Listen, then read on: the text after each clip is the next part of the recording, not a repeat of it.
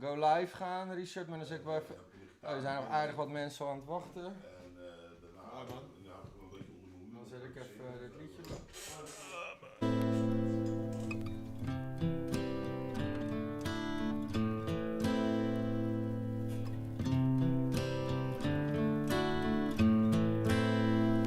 I hurt myself today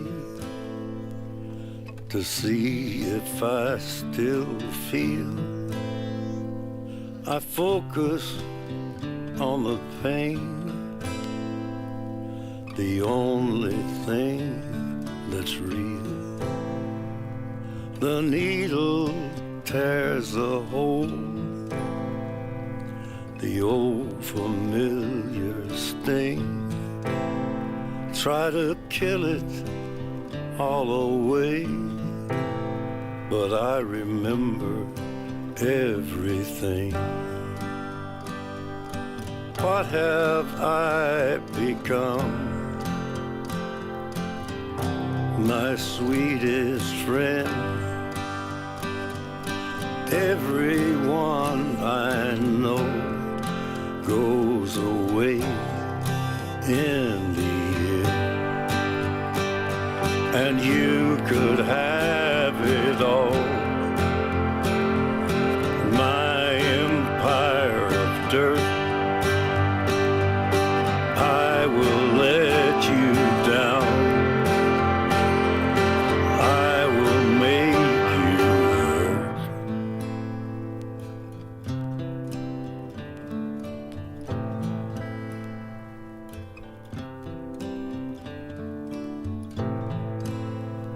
I wear this crown of thorns upon my liar's chair,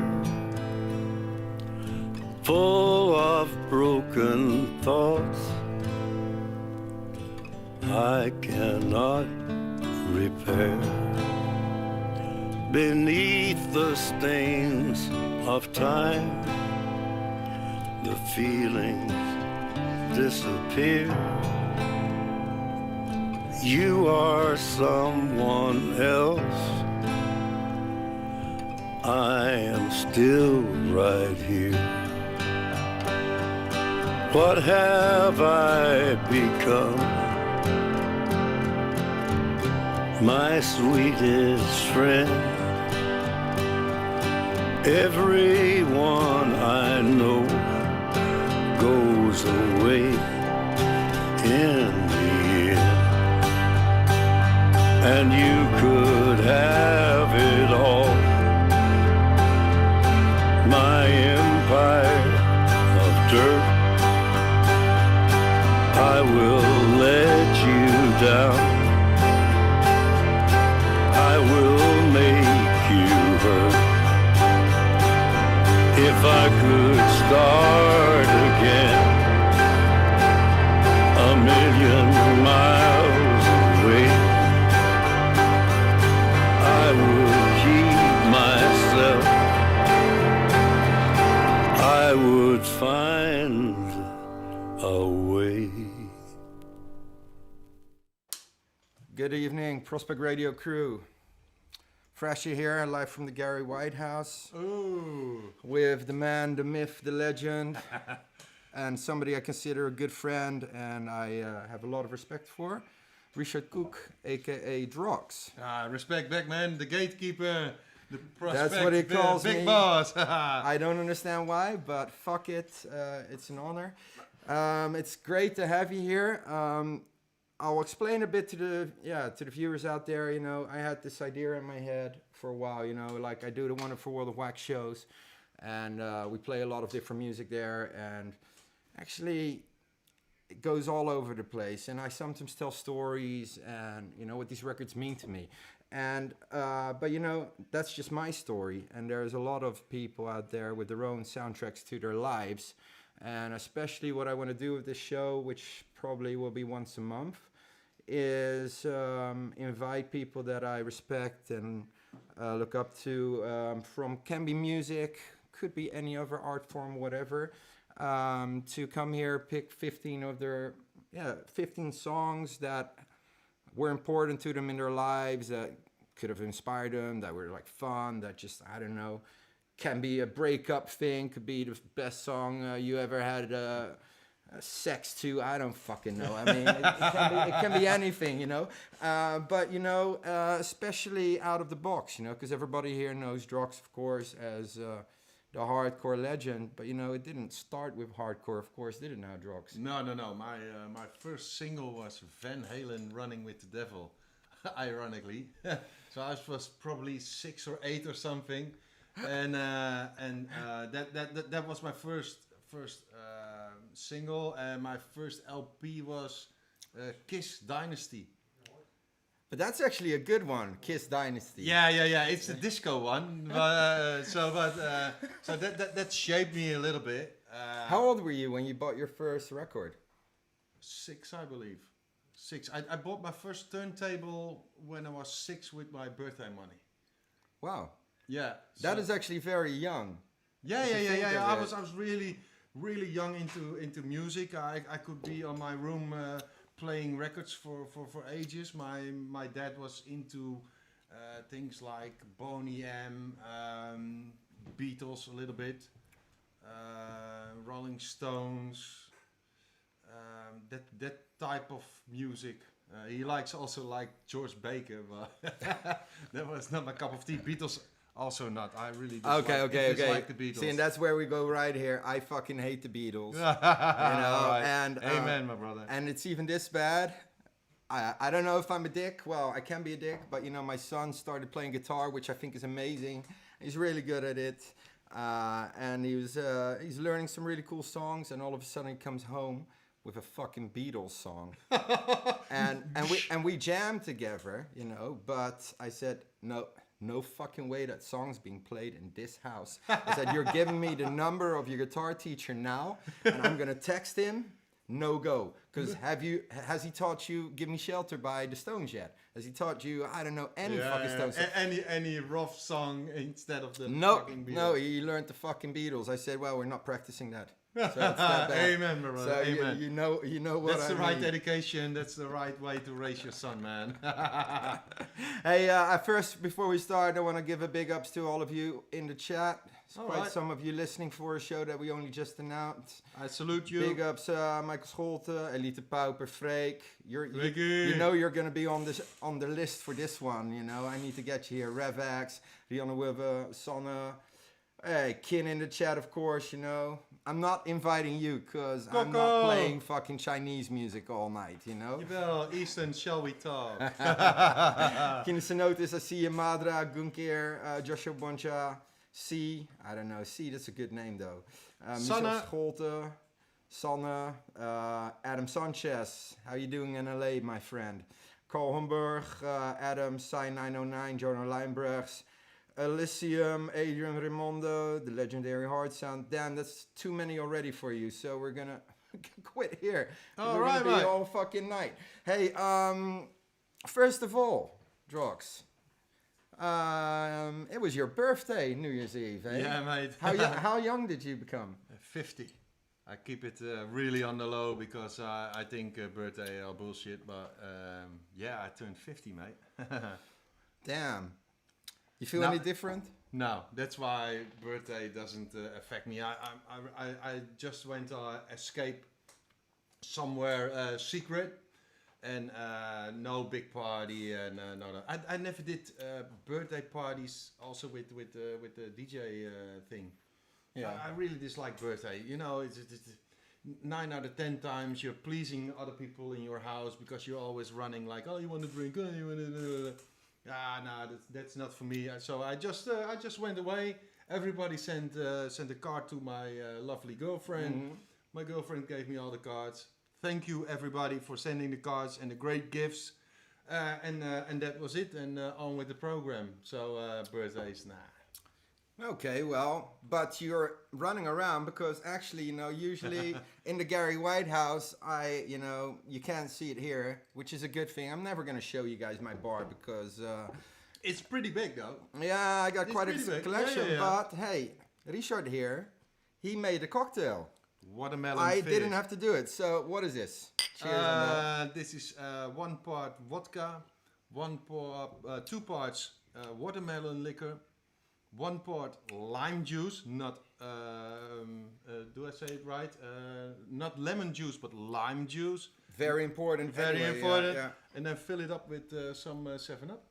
Oh. And this is normally for in the summer, but hey, it's nice and warm here with summer vibes. We Dude. don't care, man. This is a dangerous one because I could drink this all night because it's like you're drinking lemonade. really. Yeah. It's like drinking lemonade, but yeah, after let's say 4, then the conversation get better. Totally. That's why I'm all for drinking. You know, like you know, you hear all these like New Year resolutions. Some I get. You know, I mean, I need to quit smoking. I know. You know, but you know, we don't drink because the taste is great. Well, this actually tastes pretty fucking good, but we drink because we have to, right? Come on. That's the thing. You That's know? the thing. Yeah, of course we have to drink it. I quit a lot of things, but drink on every occasion. I went on a holiday for a week, and we start day drinking. In a holiday, you start day drinking. Well, 12 o'clock or something. So not with cocktails, but just with beer. So no, I don't give up drinking, man. No you way, know, no. and one important lesson. I mean, like DROKZ is 50. I'm a bit younger, but I'm not the youngest. But we don't look that bad because alcohol preserves people. Just so you fucking know. Indeed. Amen, my brother. Hey, so this song is about music, kind of like a soundtrack to your life in a way, you know, and you gave me an interesting list, by the way, which some tracks surprised me, some tracks I was actually, I would actually put the same one in the list, so that was actually a good but one. it's kind of hard though, mate. There's so much good music out there, and there's so much music that was important throughout my whole life. You know, I could. Mr. Courage is in the house. Say big up, hey! Yeah, come say hi, Mr. Courage. Come on, Yeah, hey, because we're not alone here. We got Mr. Courage. Oh, hey, The fucking legend, and we've got Oki here, another legend. Oki is gonna help us put the records on while we get drunk and talk about him. So what I play with Mr. Courage in the car towards gigs, I could fill up 10 shows with that. So it was really like a hard choice because I want to touch a few genres that I like, but I didn't touch ragamuffin reggae and stuff. So, but I searched some records that are quite important, and I picked one just to explain where the sample came from. Totally good. I think it's time we start with the first one, because Oki, Mixmaster Oki, on the decks. Which one are we starting with here? I think we should actually say, or maybe you come and tell him. Because this is straight away.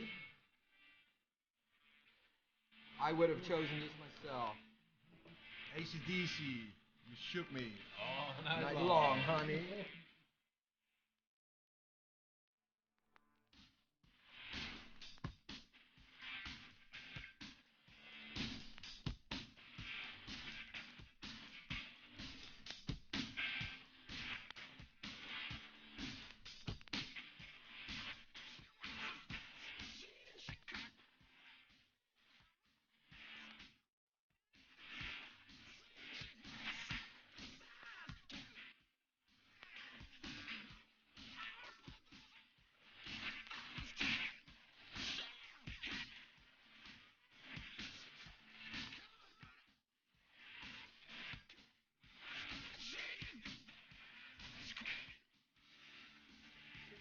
Let's go sing it. You shook me all night long.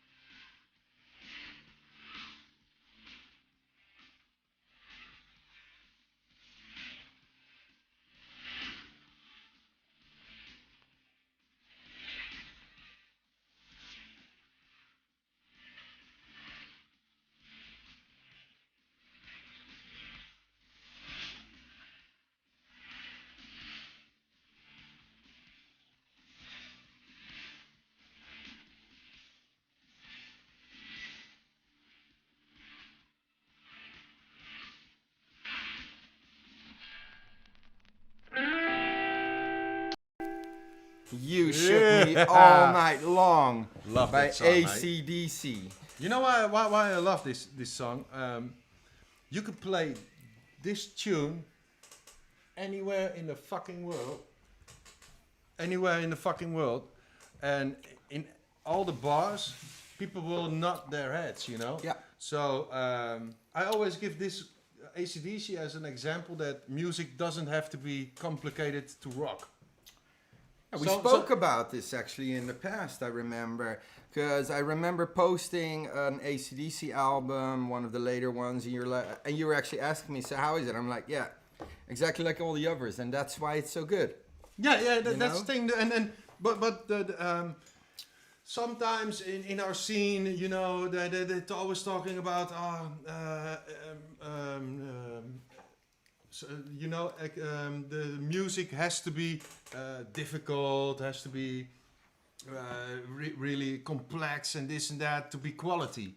Nah, Bullshit. you know, bullshit. You know, AC/DC proves it that fairly simple chords can rock a crowd, and in the end, that's what I like to do. I like to rock a crowd. Yeah. So AC/DC taught me that, and one of my first album was the Highway to Hell album, and Which is absolutely Yeah, mind-blowing. And that, of course, was still with the old vocalist, you know, Bon Scott, Yeah. who unfortunately died. In between, it's pretty fucked up, eh? So, when did he die again, Bon Scott? Okay, you know this kind of shit.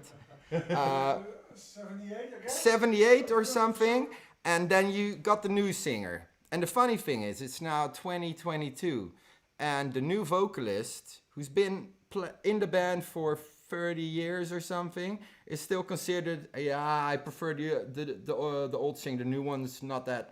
I'm like, what the fuck? You're in the band more than 30 years. No, you know? I like the new one as well. Yeah, me I too, like Bon me Scott, too. but I like this dude as well, Yeah. man. His raspy voice is. I think I got a mate who checks the River Plate concert from AC/DC Yeah. once a week.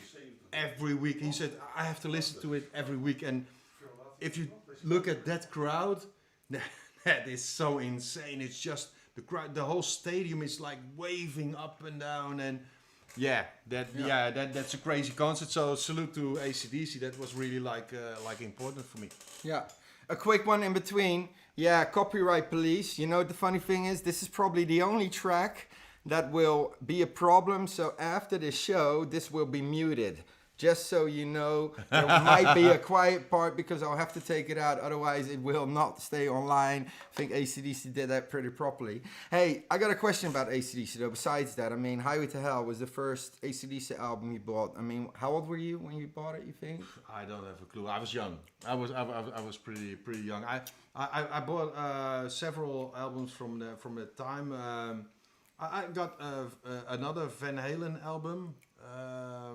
With some fighting dudes on the cover, and Kiss. I got the picture disc. You got a Kiss.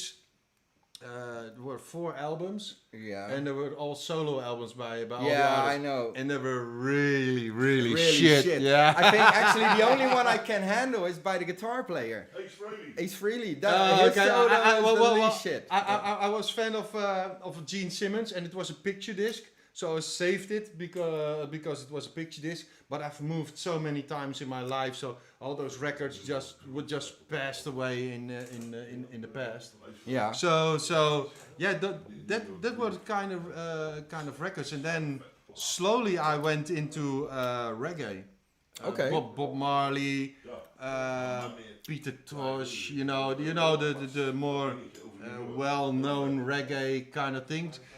Later on, I went more into rugger like Yellowman, Ika Mouse, Shabba Ranks, and all that. But no, I started pretty early with reggae as well, man. Okay, that's interesting because like for me, you know, like I grew up like hardcore punk kid, you know, but reggae was one of the first kind of like different genres that I really got deep into. Yeah. Specials, Madness, that kind of stuff. Yeah. I was pretty quick into more, what they consider black music, and then yeah, slowly hip hop started. But before that, I was listen to really a lot of style music, as long as it doesn't was that sweet kind of No. wham kind of bullshit. Yeah, because like the funny thing is, but that's with a lot of things. See, I'm a little bit, of course, younger, and also with reggae, you know. So the reggae I first like heard was cool, but very quickly I started to dig deeper into the older stuff. It's the same what happened to punk, you know. When I was like 13, 14, that's like, you know, I heard like Bad Religion for the first time when I was 13, blew my fucking mind. But after a few years, I was already, of course, it was fucking Bad Brains, it was Black Flag, it was stuff like that, you know? All right. Like you dig deeper into, because yeah, that's all like the 80s, and then like, you know, the Dead Boys and all these bands from the late 70s. I wasn't even born then, you know? But Yeah. I got this, the record I've searched the most for is a reggae from Yellowman. It's called Live at Kilimanjaro, together with a guy called Skridley. And it's really poor sound quality, and it's like they taped probably two mics on top of each other to create some sort of echo kind of sound. Yeah. But they're just toasting on and on and on and on and on, and that was way before even rap was in the picture. So because I think a lot of people don't notice, but of course, like rap, in a way, comes from the toasting, from the Jamaican sound system culture, you know? Yeah, so I had it on tape, and yeah, it took me, I think 5-6 years to even find that album. I still have it, and I still have to digitalize it and trying to remaster it because it lacks bass and this and that. But yeah, that was also really an important era for me, you know, reggae. Yeah. First real bass in music. True. And the whole sound system culture, of course. I mean, especially if you see like English rave is a proof of that, of course, you know, like look at like jungle and the whole breakbeat culture. It's literally, of course, a clash of reggae, hip hop, funk. It's just black music. It's all combined. Even the next track in a bit, that's based upon dub reggae.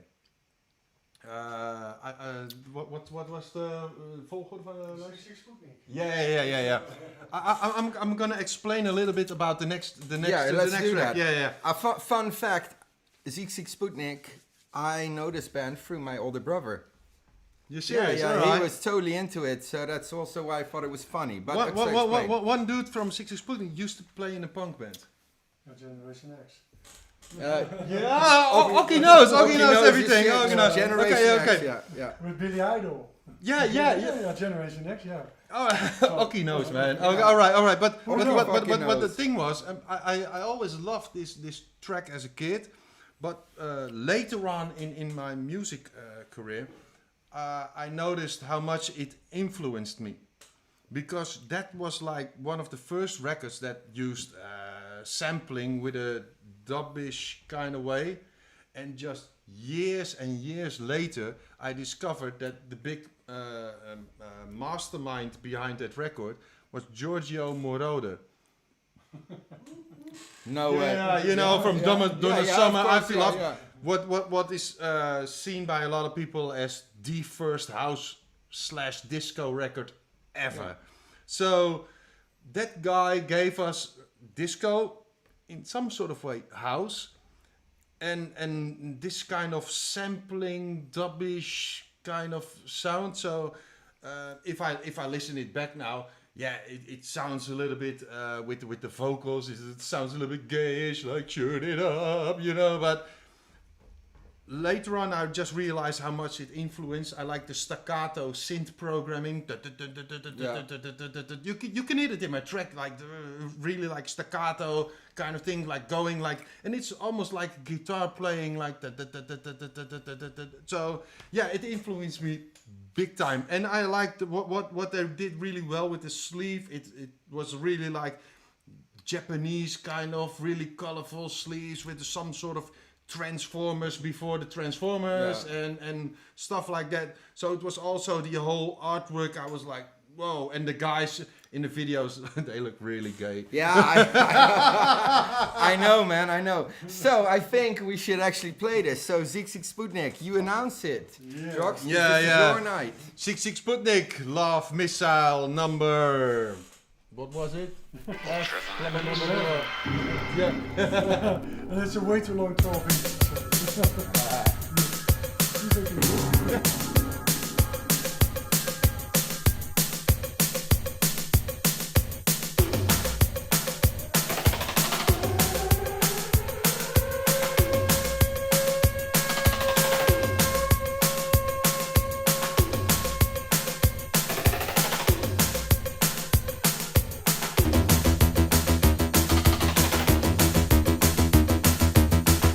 It's a test. It's a test. It's a test. It's a test. US bombs cruising overhead.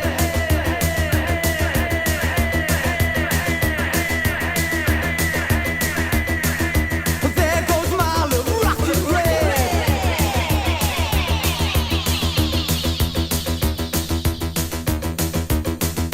Shoot it up, shoot it up.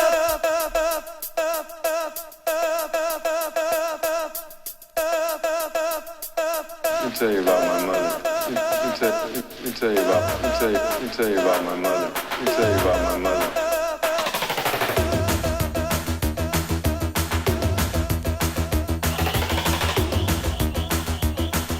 Blast the bomb, bomb, bomb ahead.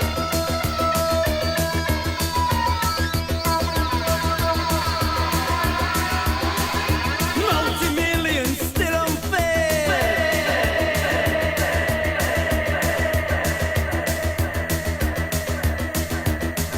Amondo Chino giving head. Shoot it up. Shoot it up.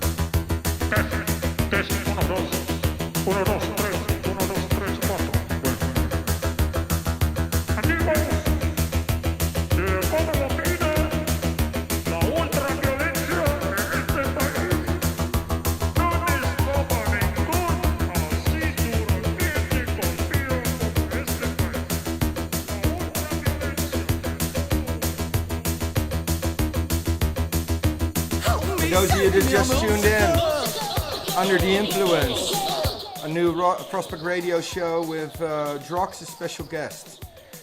Let's have some fun. And if you guys have any like really good questions in the chat, you know, put them in there, and we might ask them for the man, the myth, the legend, DROKZ. Shoot it up.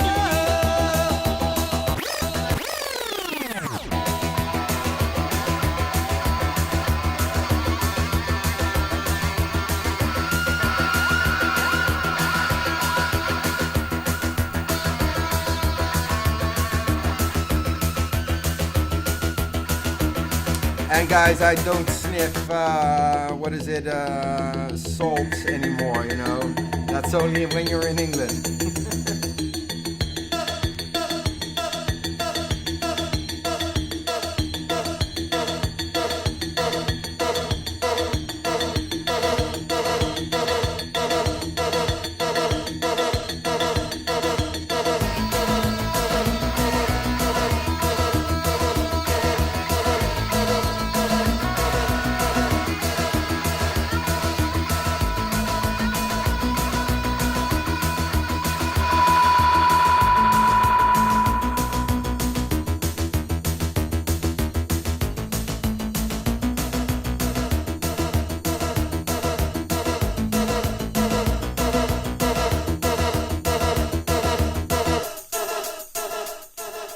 go, Sigue Sputnik, just on time for the next fucking cocktail. Yeah. Hey, I see, yeah, you know, as I said, Satan Bud. It amazes me how other genres influence hardcore producers. I remember Nephi talking about how for Bang the Box he found inspiration in old James Brown cuts. Of course. James Brown is, funky drummer, period. You know, I went to the last concert that James Brown gave in Holland, man. Are you kidding me? Yeah. No, Where I was kid you that? not. It was ages ago, but I got a nice story to tell. I was with my little brother, who's actually bigger than me, and he just broke up with his girlfriend. Yeah.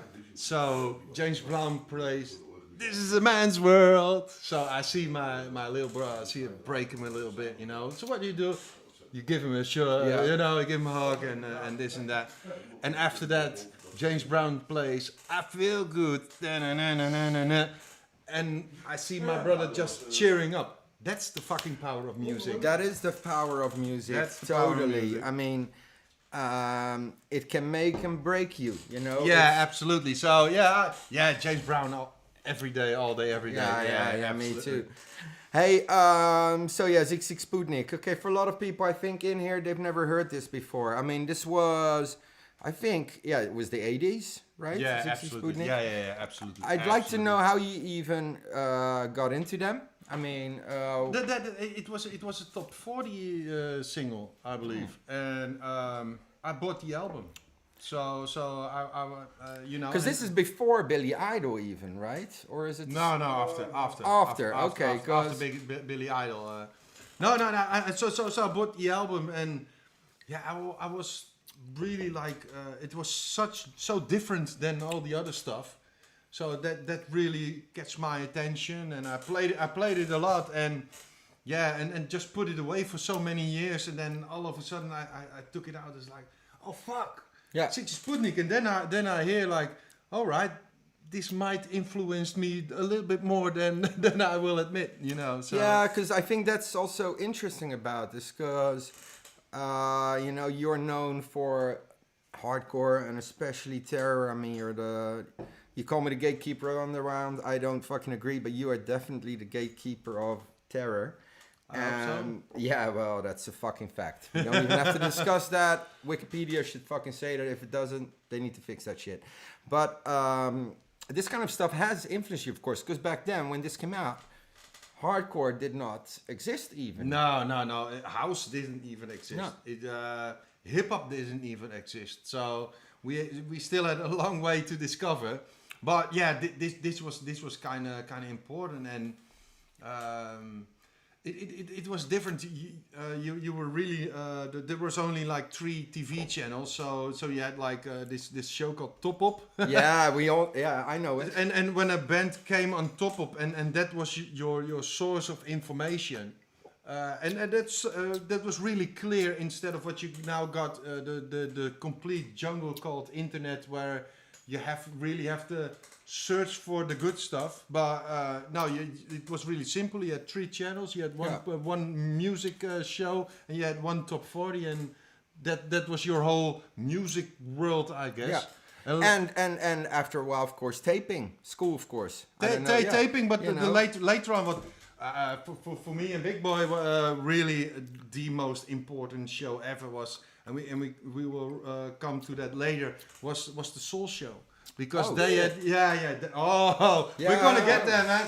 But because they imported it, American 12 inches and this and that. So the source of information was really tight. So you really had to do it with that. So when something special like Sigue Sputnik came around, it was like, oh yeah, all right. Yeah. You have to be really quick, because it was faded away in a minute. Yeah, and you needed to know what it was. Back then, you could not sit behind your computer and Google a certain fucking word in the song and know what it was, of course, you know? Yeah, and then we come to the next record. I really wanted to explain this one. Tell me. Tell all of us here. All right. Okay. People know me for now. Know the song "The Vietnam War." But the Vietnam War is inspired by the next song called Paul Hardcastle with the track 19. And it's about and it's about the Vietnam War, and that the average age of the combat soldier was 19, which is Insane if you think about it. insane Yeah. if you, because if that's the average age, then there will be people of 21 and also 17. Yeah, because people enlisted, I mean, kids enlisted that were like, they would even lie about their fucking age, you know? And that war, of course, was just a nonsense war. They knew they lost it like years before, you know? That's why there's so much music about it and everything. But going to war at 17, you should watch porn and jerk off in your room, you know? should at least like, you should maybe like, if you're unlucky, lose your virginity at 17. Yeah, you know? if you're unlucky, but that's the weird stuff. So I really what Paul Hardcastle did was like one of the first sample like 19 and use vocals as the sampler as an instrument. And later on, I was really like fascinated with the Vietnam War, and I found the documentary that Paul Hardcastle sampled of it. So I thought, okay, so for the next show, you're gonna watch Oki's next show. It will be in it because he will watch the documentary. He probably will. Well, Yeah. Yes. So I finally, after a few years, because it wasn't online, it was only on a DVD or something, and now it was online. So I looked at the documentary, and I was really like fascinated and really like shocked, like the honesty of the guys interviewed.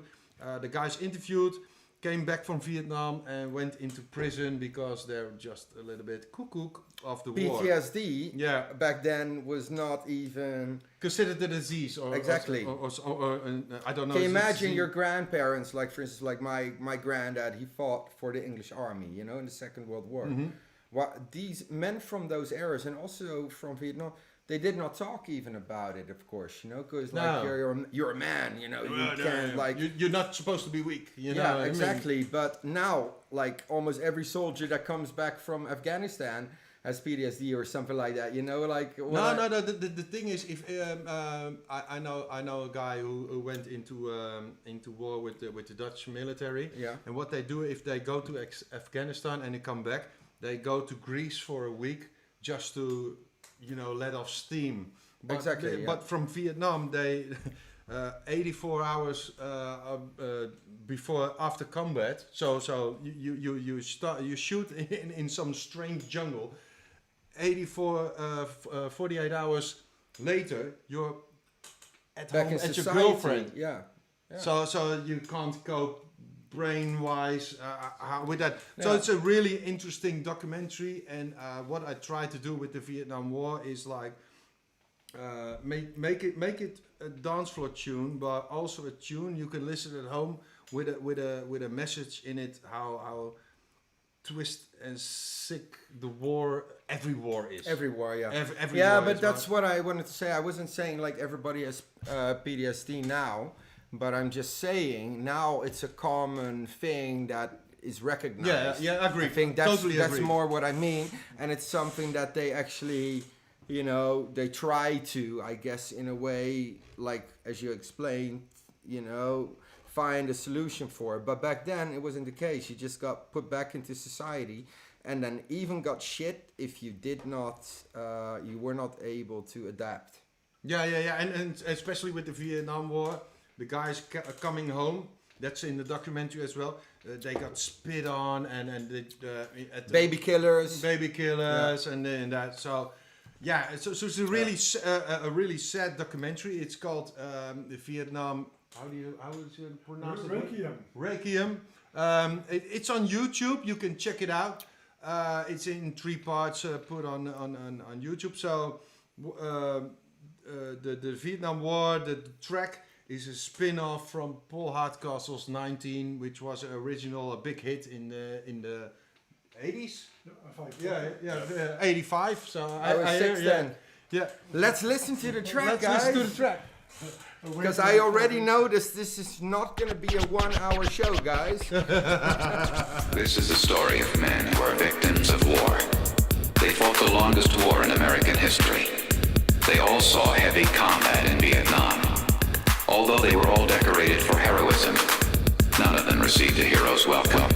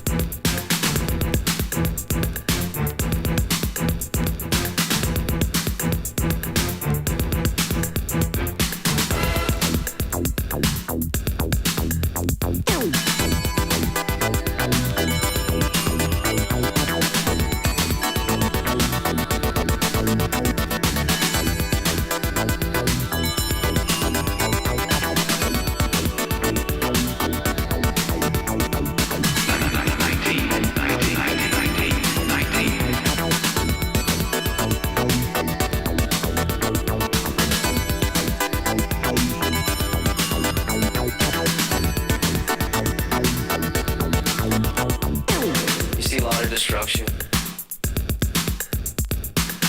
You see a lot of villages being burned, you know people are being killed, and you shoot into bushes and you hear screams and you know people have been hit. But to see someone get hit with a high velocity steel jacket round designed by people to kill other people, there is no more obscene way to die. Hundreds of thousands of men who saw heavy combat in Vietnam have been arrested since discharge. Their arrest rate is almost twice that of non-veterans of the same age. There are no accurate figures on how many of these men have been incarcerated, but a Veterans Administration study concludes that the greater a vet's exposure to combat, the more likely his chance of being arrested or convicted. This is one legacy of the Vietnam War. They had VCs that were 12 feet tall. They captured the 25th Infantry with a bag full of rocks. You know. Everybody went after Ho Chi Minh with broken bayonets. These were the baddest dudes I ever saw in my life.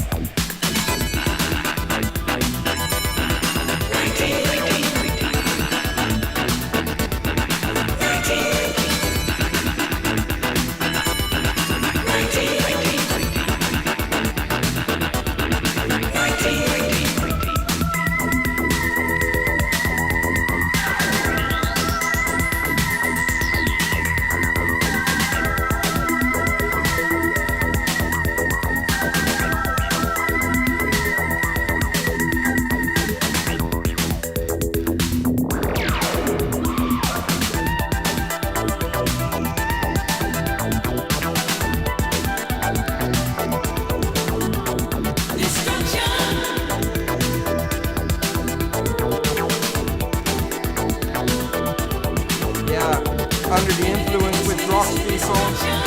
And I didn't even ask you guys this, but if you're enjoying the show, share it with your friends, you know? Share it like it's the cure to ask him what to do. COVID, you know? Yeah. Or a solo. The cure to fucking HIV, guys. Yeah. And you know, as I said, if you got some really good questions, just ask for it. He kind of half turned and fell. They kind of half turned and fell.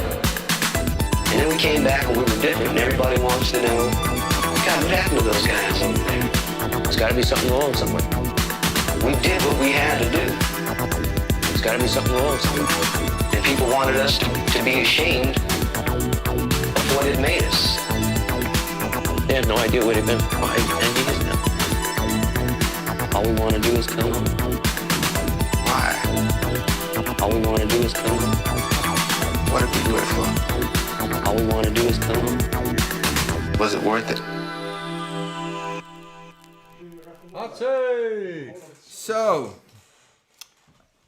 fucking hell, that is actually a really good Good track. tune. Yeah.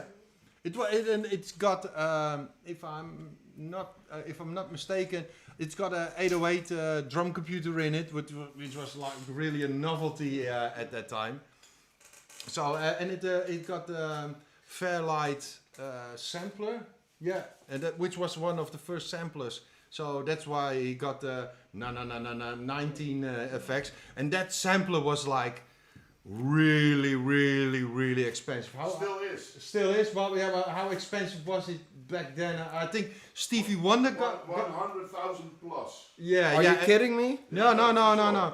Stevie Wonder had one There later were on. only 6 or 10 Fairlights in the world. Yeah, there were like 6 samplers in the world. It's funny.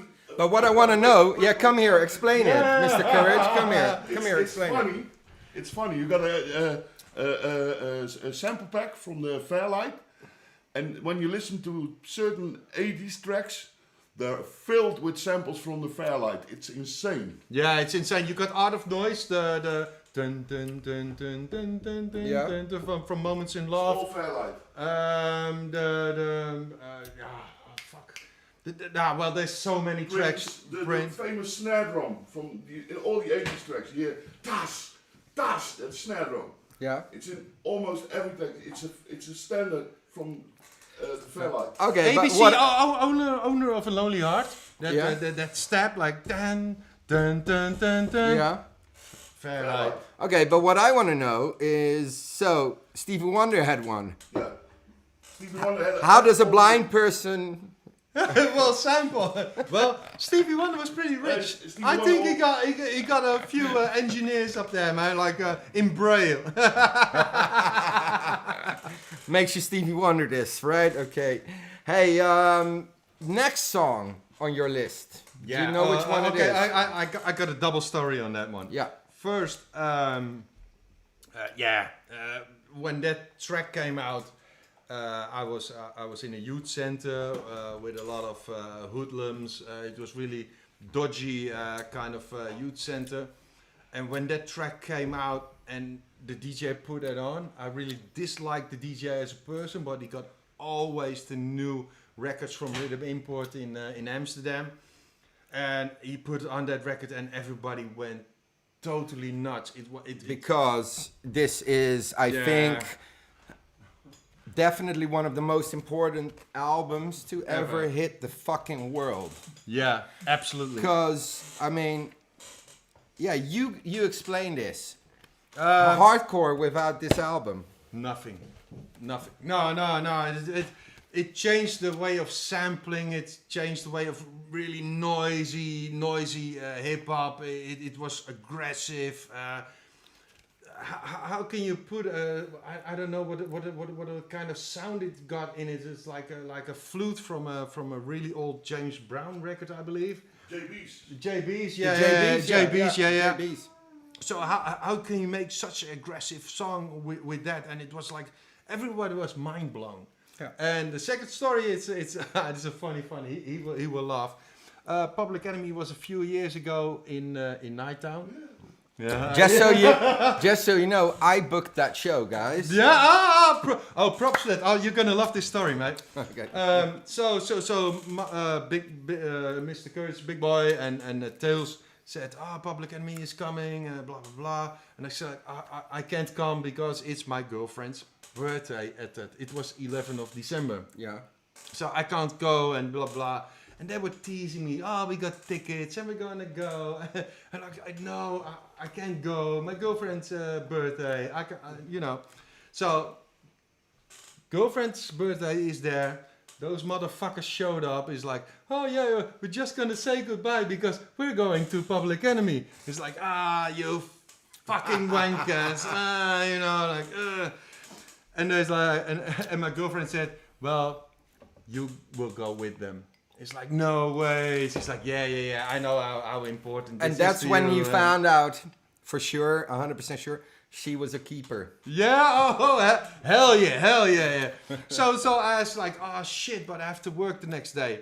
And Big Boy said, well, I called your boss and your totally off the next day. It's like, fuck.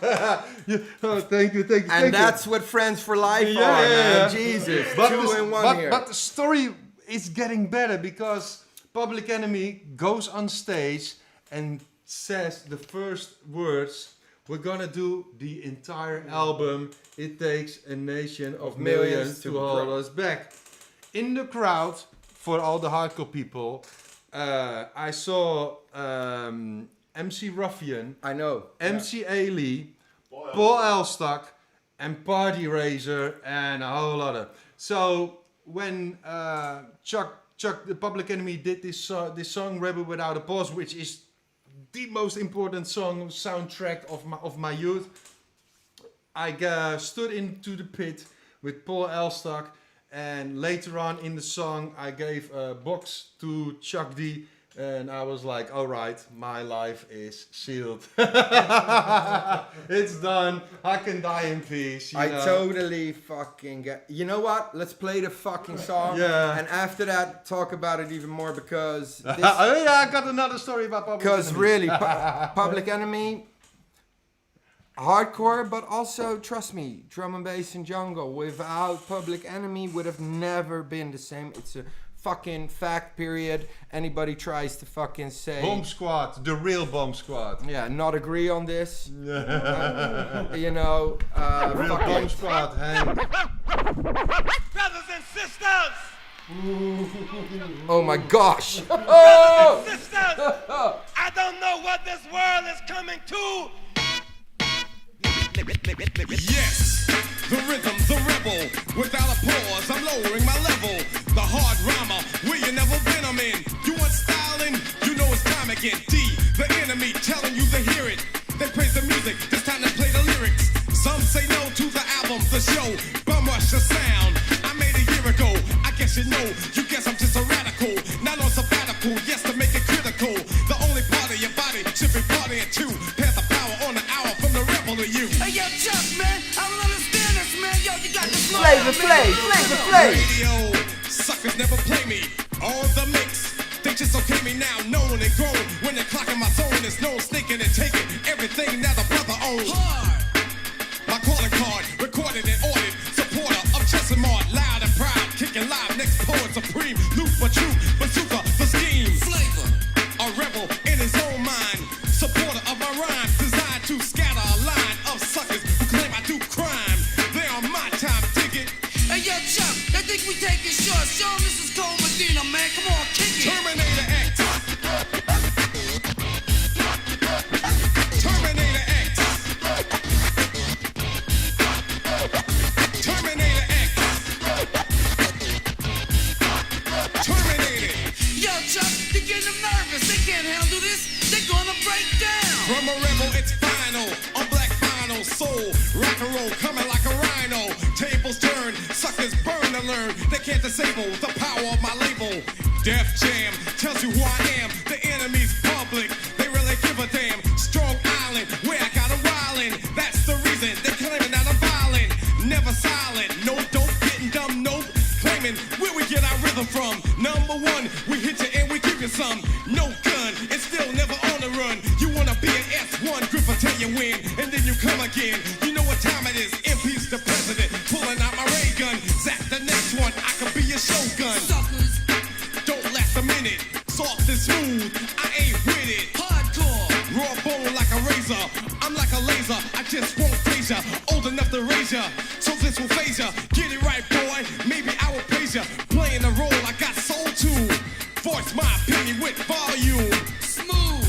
Not what I am. Rock. Cause I'm a man, no matter what the name. We're all the same pieces in one big chess game. Yeah. The force of power is in a house. Go take a shower, boy. P.E. a crew, not singular. We wear black wranglers, we're rap stranglers. You can't angle us, I know you're listening. I caught you pissing in your pants. You're scared of dissing us, the crowd is missing us. We're on a mission, y'all. Yo, Chuck, yo, yeah, man. Yo, you got 'em running scared, man. Terminator X. Terminator X. Terminator X.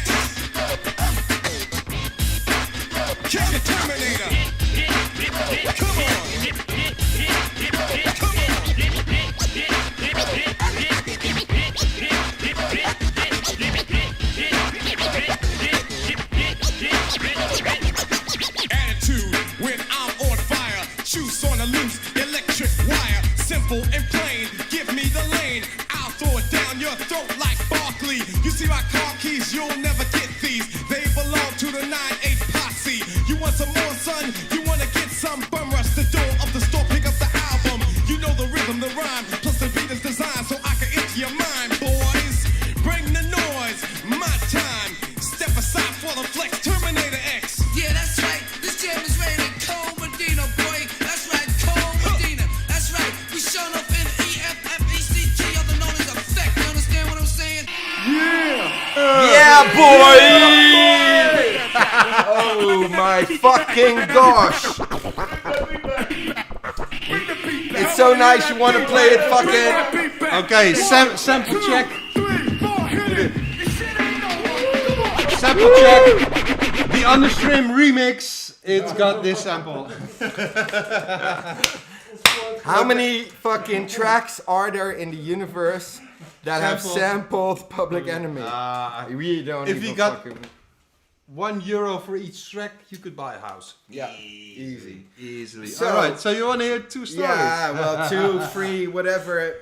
A zillion stories. when it comes to Public Enemy. First story. In 1988, I went to Public Enemy with Run DMC and Derek B. Which is insane if you think of it now. Yeah. That lineup. Yeah. I still got the ticket at home. But this is the thing. We went to Amsterdam with 3 of us from my hometown. We went into an alley, and a group of 8, 9 big guys came into that alley and robbed me. He robbed you? I always rub it. So they robbed me, and my mates run off. So I fight back, but 8 people against 1, no competition. So I fight back, got a few, no problem. So in the end, I will meet up with my mates again, and I was really angry with them. And like, oh, you fuckers, you know, you left me with 8 people, you know, they robbed me. I got no weed, I got no knife anymore because they robbed me for my knife as well. I got no weed, so no money, no nothing. So, okay. So they were like, oh, sorry, you know, we apologize, but we can go to the concert. We lend you the money we have just to make it up. And we go to the concert. Going to the concert, I see literally dudes standing with their socks and their boxer shorts, robbed of their training suits and their shoes, you know. So I was like, okay, I got a few punches, no problem, a little bit of pain, but that's it, you know. I can handle that.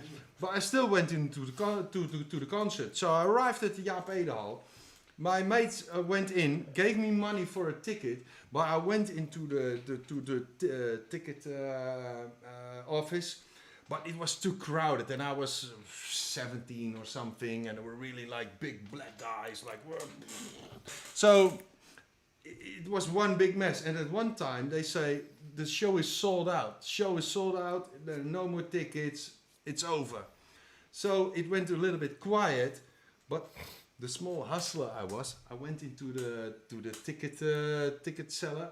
I'm like, is it really sold out? He's like, no, but it was too much chaos and this and that. Like, can I buy a ticket? Yeah, you can. So, so they sold me a ticket. I went into the Jaap Edehal, found my mates. They told the people around them the story that I was robbed. So I smoked the whole fucking night for free because, oh, you're robbed, oh, blah, blah, blah, no, good that you're here, blah, blah, blah. So I smoked the whole night. So Run DMC, Public Enemy, and Derek B, all that. And in the pre-show, it was Pop Will Eat Itself, which is kind of garage rock band. Yeah.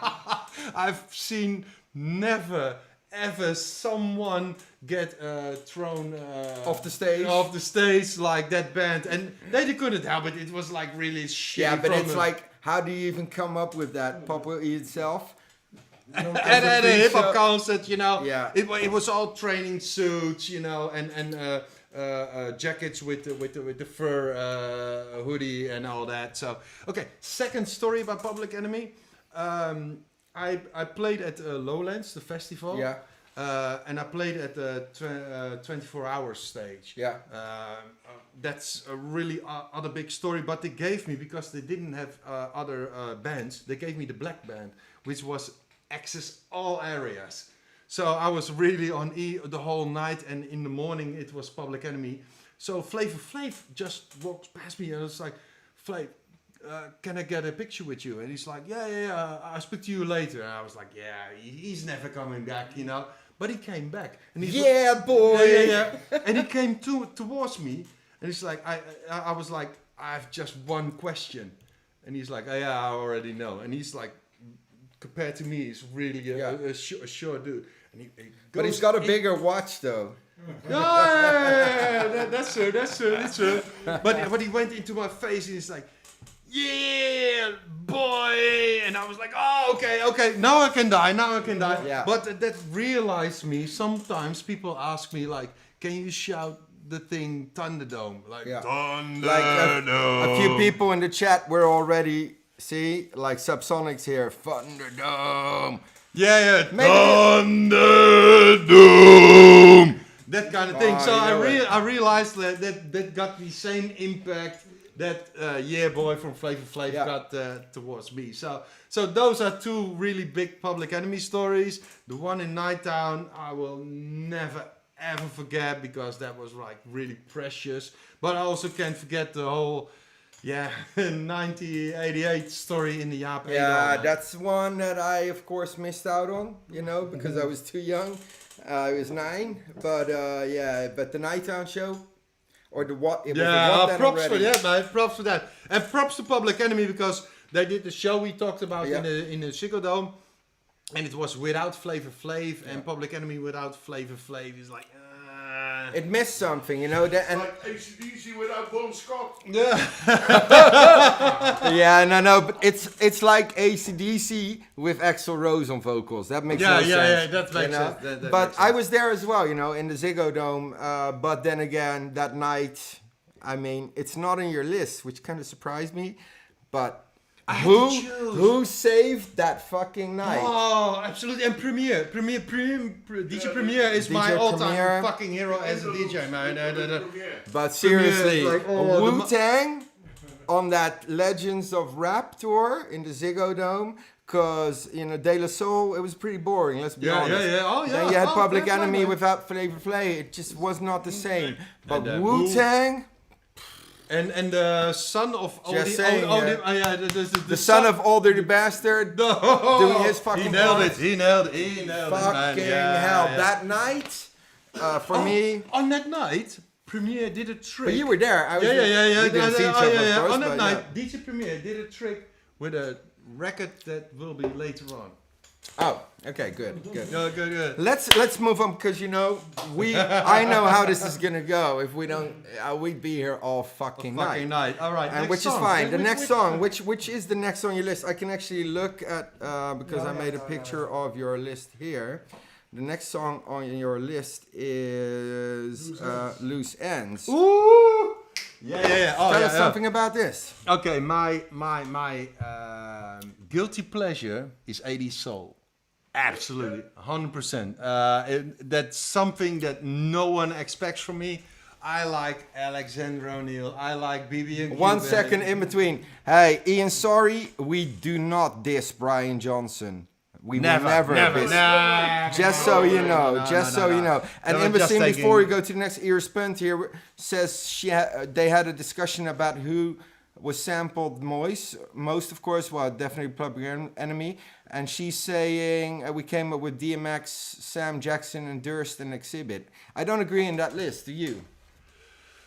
Well, DMX is sampled really a lot, I think. Yeah, but come on. If Wu-Tang's not in the list. No, you forgot James Brown.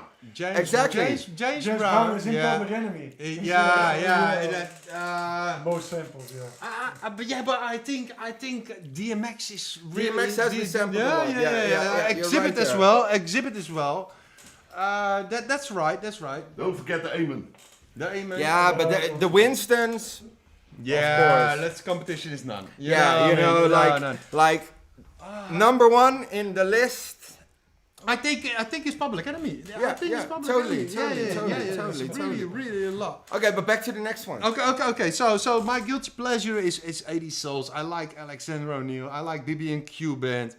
All those kind of bands, because when I grow up, you had the Soul Show, and the Soul Show brought all those flavors from America and all that, and that was really new. And this is really a secret. Yeah. I got this Keith Sweat CD album, Oh my gosh. So when you definitely wanted to get laid then, didn't you? Yeah, okay. And it always worked. It always fucking worked. So like, you got a girl in your room, you put a Keith Sweat CD, and then all of a sudden everything got mushy and everything got cool, You know what?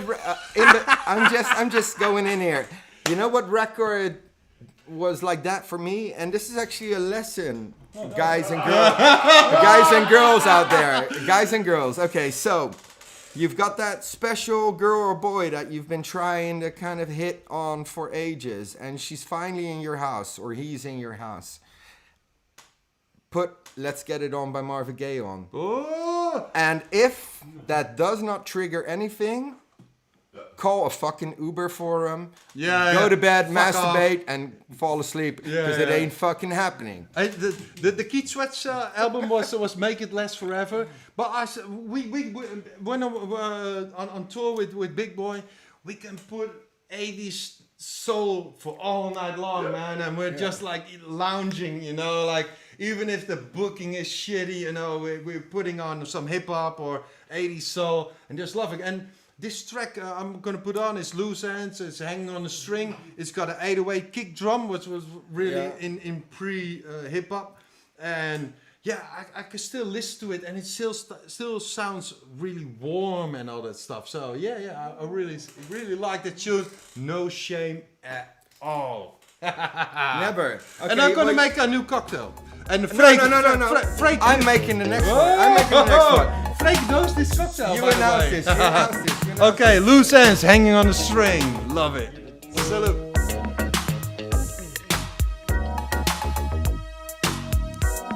I waited so long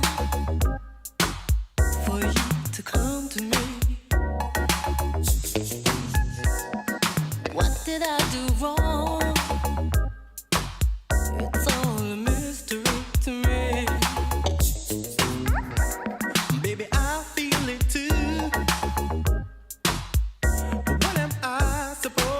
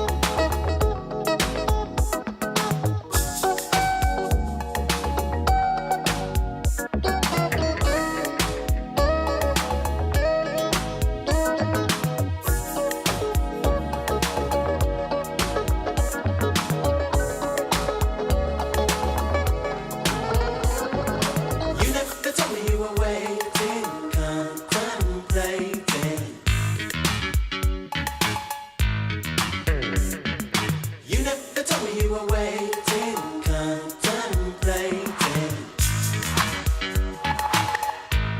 Come on, child, take me by my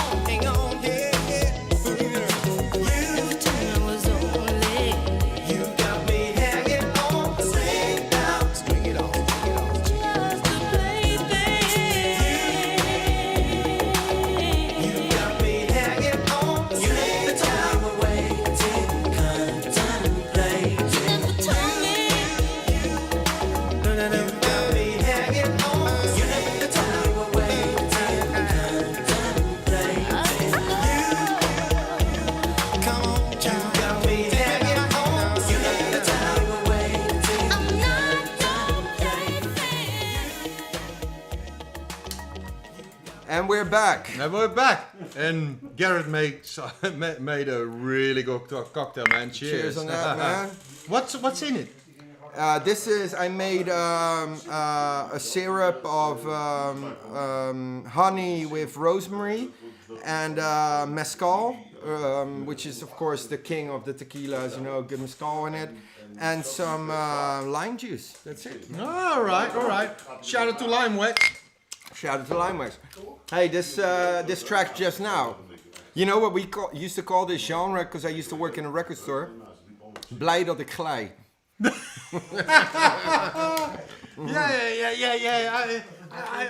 We were talking about this. It sounded 80s soul sounds so warm and not overproduced like. And now I'm gonna sound like a really old fuck, but not overproduced, like really compressed. And it sounds warm and lively. And yeah. And sometimes when I have a shitty hour at work, you know, and people stressing me, I just put up some 80s song and it's like, fuck. Because you were talking about the soul show, and that's how you got into this kind of stuff. So what age are we talking about? Ooh, I think about 14 or something. 14. So when I got, you know, like hormones were pumping, it was just on time. And Ferry Maat was the radio jock, and really he put a lot of effort on bringing American 12 inches to Holland, and that started a little bit the import record culture in Holland. So Ferry Maat did really a lot for the dance scene in Holland, with bringing just dance tunes and disco and soul music to Holland. He's really like the godfather of soul in Holland. Okay. He lives now in Dutch Endhuis in Bonaire, and he got a radio show online. And sometimes just put it on when I'm working. I just put on and just chill out and loving the 80s vibe. Yeah, I'm digging this too, man. But you know, I'm also an old soul, I guess. You know, I think I wonder, you know, people out there, you know, in the chat here, tuning in now, you guys digging this?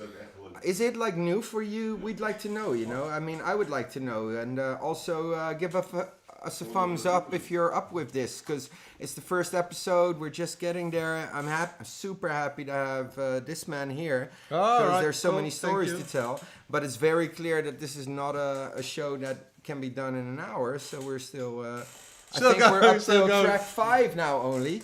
Anyway, I think we're gonna go for the next one. Okay. I'm gonna explain this one. Yeah. If any fucking one wonders why I like offbeat snares, it's 2 things. It's Neophyte and no, it's 3 things. It's Neophyte.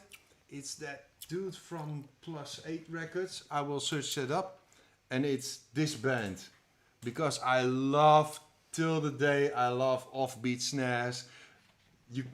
If you listen to so many productions of mine, I always put like a few bars offbeat snares just to give my signature. And this band is it's a metal band called Death, which is also, I just want to put it in here, probably one of my favorite death metal bands. And we had a little, before you go on, we had a little discussion here.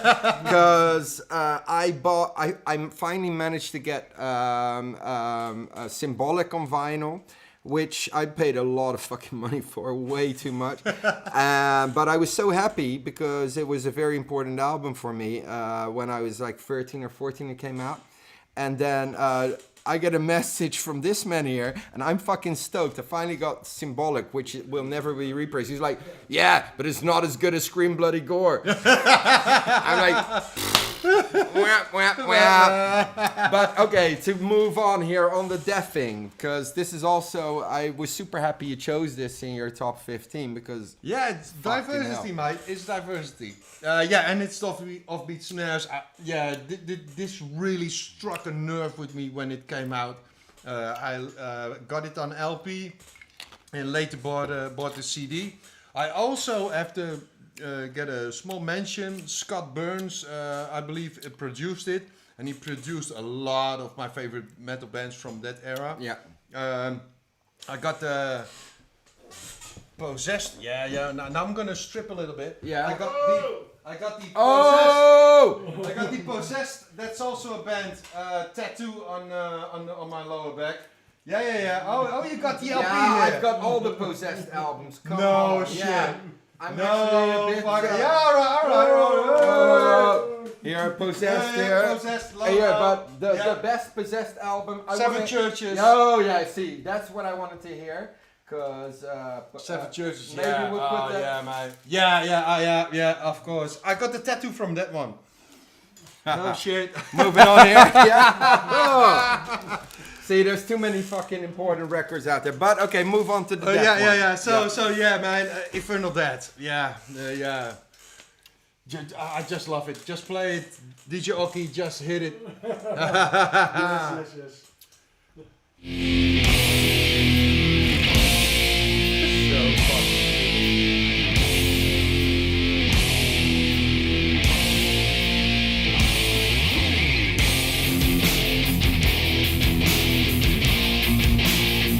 Satan's Blood, very true.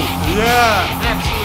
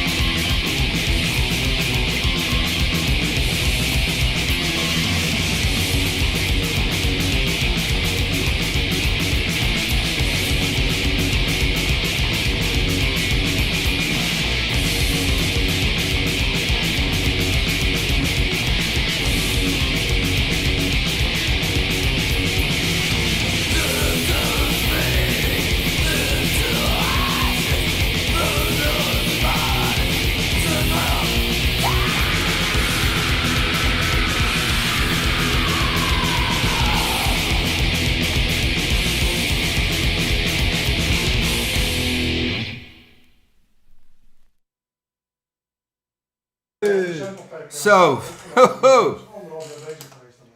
DJ Oki, you fucking did not do your thing here, man. No, but Courage is every time telling me when the record ends, but he does not know this record.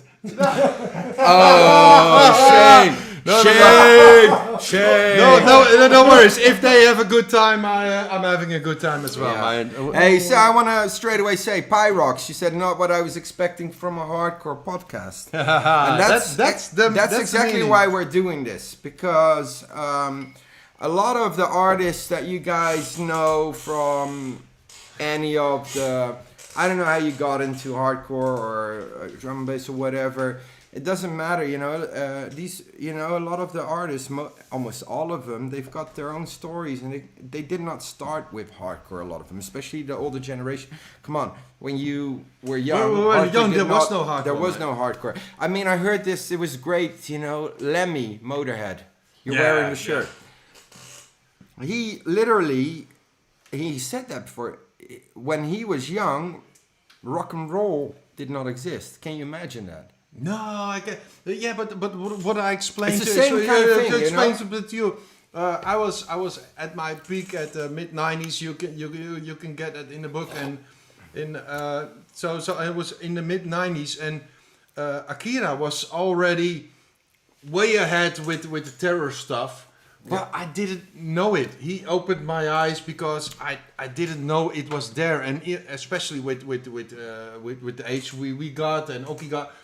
There was no hardcore, so but that's interesting because in the beginning there was just house, and later on it was mellow and hardcore a little bit, but every record went harder and harder. I could fill up an entire show of that area, like, okay, this was the hardest record at that point, but then came this record, and this was just a little bit harder, and then came this record, and this was just a little bit harder, and on and on and on and on and on. So that was like a really interesting period, and I wish that period for everybody. But exactly. It's not happening, because nowadays, if you step into to hardcore, you already got terror, you already got like these crazy peep kick, uptempo stuff, and you got already speedcore and whatever. And the UK hardcore. And yeah. It's already there. But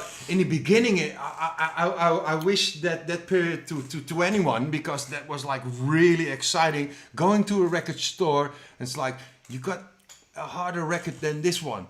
I might have this thing from the USA, Circuit Breaker, and I was like, whoa, okay, this is harder than, and then after that came, for instance, Gizmo and Dark Raver, like with the guest list, and oh shit, this is harder, and it went harder and harder and harder, and I mean, it's like, also I was speaking to Lenny, like when Masculine United came out, that was also back then like, what the fuck is this? Yeah, Mark Cardi Payne is for me the true OG of hardcore. Yeah, I get that. Yeah, 100%. So, but anyway, we could go. What? We could go on. We're talking about Mark Arcadi Party Pain. Yeah. Arcadi Party Pain. Arcadi Party Pain. Yeah. Yeah. Now, but yeah. Crazy okay. Stuff. Well, we had Def. I mean, we're gonna move on to the next one. What is the next one you chose? Do you even? All right. Yeah. This is one of the most important old school records, which is considered now as old school. Because I know Orlando Fawn. I met him at the IDT office. He used to be DJ Fix, and used to do a hip hop DJ kind of things, and mixer for the radio. And then he started producing, and I didn't notice it, but then there was one of my favorite old school tunes, and I was like, the fuck, that's the same guy I used to like the mixes from. What I like about this record, it's like, it's got rhythm, it's got this Sage. How do you translate that? Sawing kind of things, and it's got a real sinister kind of choir in it. So the whole record is like pretty sinister, but also a little bit of funky. So yeah, here's Frequency with the sample from The Doors, Jim Morrison. Jim Morrison. Kiss the Sky. Is it Jimi Hendrix or Jimi Hendrix. Jimi Hendrix. All right. Yeah. Fair play. Well, I kiss the sky. Yeah, of course. Purple Haze. Yeah, Purple Haze. So That's the gay frequency. part, right? Huh? That's the gay part. Kiss this guy.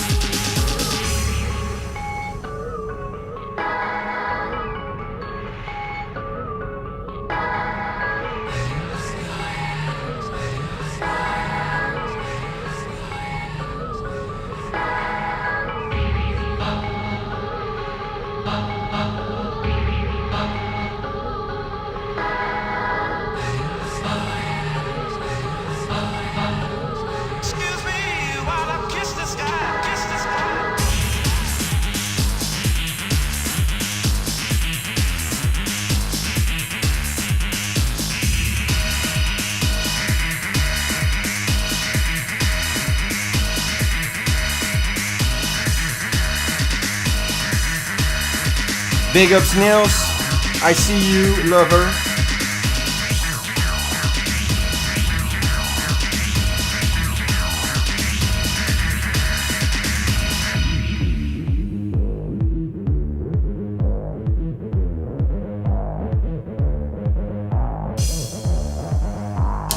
Big ups, Dormouse. I see ya. How you doing? Dormouse. Miami Big ups. Beach.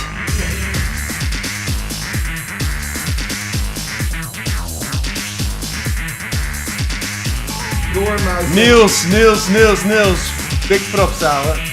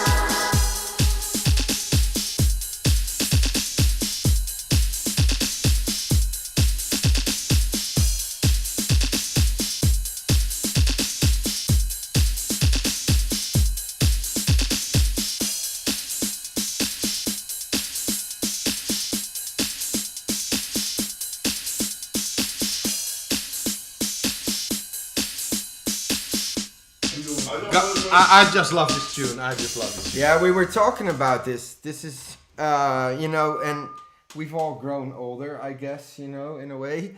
But if you're gonna do drugs, This is drugs music, this man. is drugs music, aka DROKZ music back in the day, I guess. Well, the thing was, like, it was 1992, and I did my few first pills, and it was the salmiakkis, and you can really go into Yeah, you're the saying music. the salmiakkis in them, but you know, I had no clue what drugs were back in those days. I'm from a different generation. But that's what, and now I'm gonna sound like a really old fart.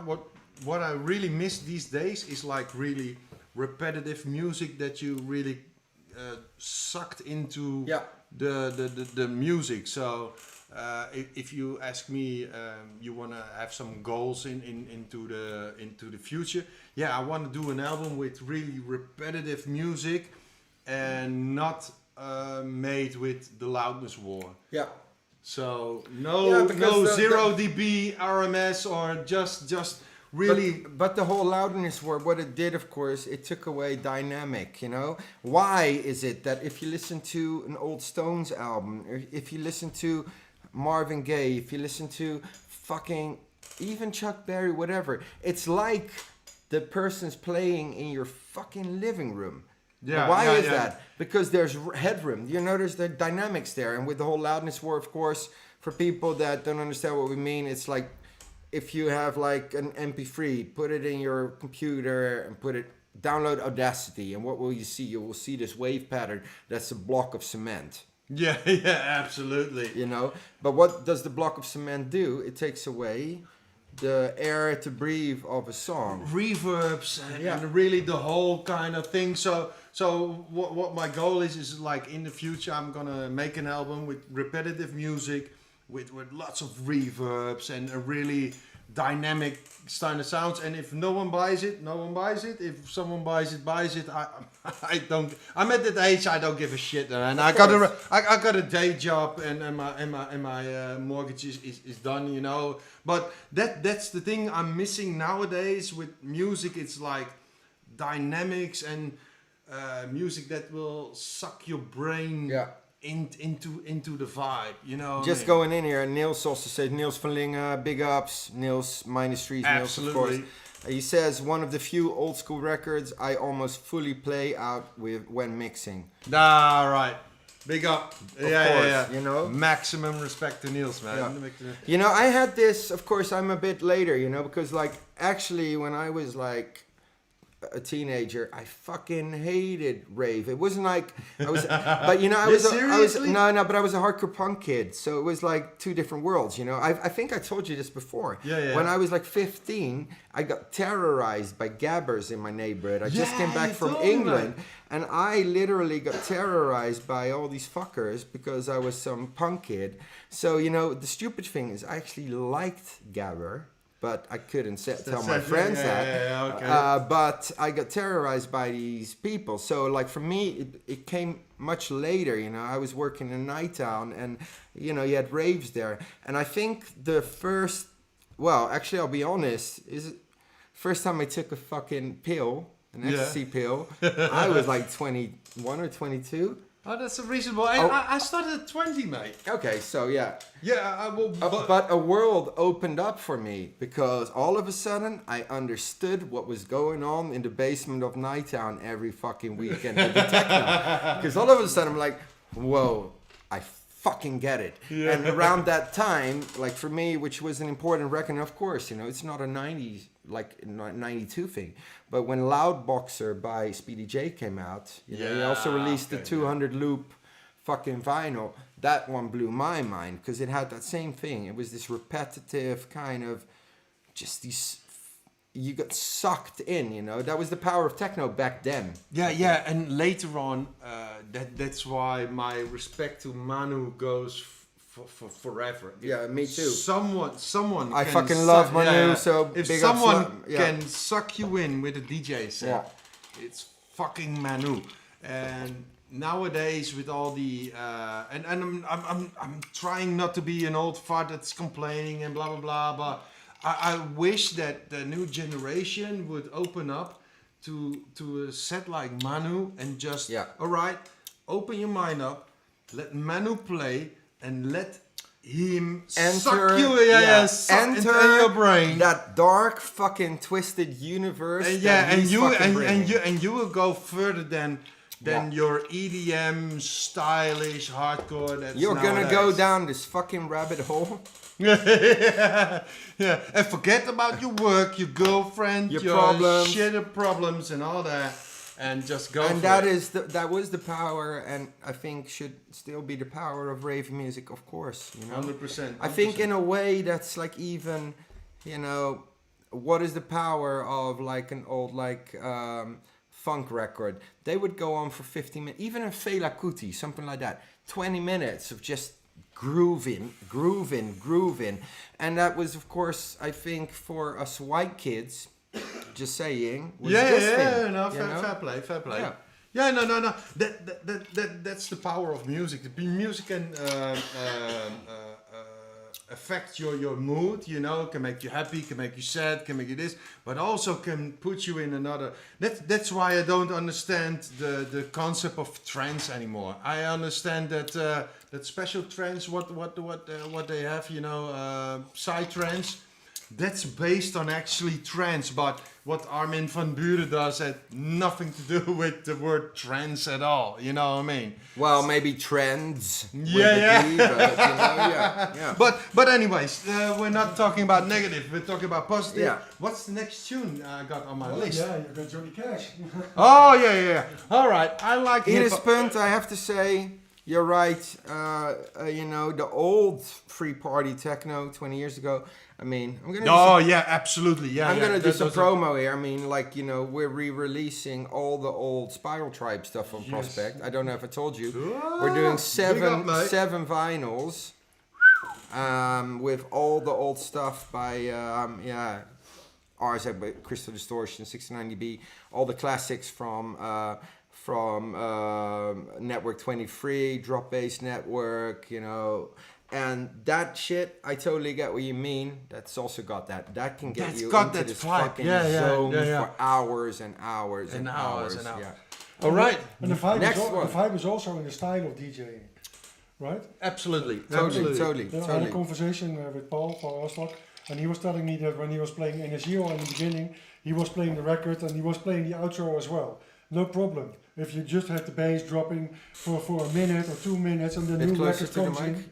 Yep. So the people don't mind because that's like the vibe over there. And now the people are watching the telephone within 20 seconds. When they're not into the track immediately, they just get the telephone out and they're gone. I make tracks of 3 minutes now because there's no point of making 6-minute tracks. Yeah, but that is exactly what I have a problem with these days, guys. I mean, I get what you mean because that's literally what is now the thing. It's like drop, breakdown, drop.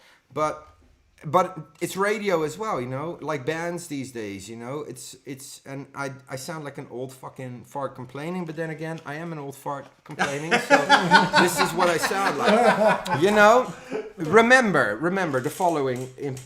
Remember Thriller, Michael Jackson. Yeah, absolutely, yeah. 10 minutes or something. And that video blew your fucking mind for 10 minutes and it got played for 10 minutes. Fucking even Guns N' Roses, what is the November Rain? No, one by Metallica. One by Metallica. How long is that one? Yeah, I think 7 minutes. 2 days. 2 days on repeat. Definitely. No, but you know, like, but now it's like, it's really the format. 3.5 minutes max. Otherwise, it won't even get played. And then you have to make a radio cut. Yeah. No, but we're going to talk the positive thing. Johnny Cash. All right. Yeah. I'm going to explain this one. I just later discovered Johnny Cash. And when I heard Folsom Prison Blues, I thought like, maybe Johnny Cash is one of the first gangster rappers ever, mate. In my case, I always said, and it's in a way the same thing. For me, Johnny Cash was one of the first. He was the first punk rocker. Yeah.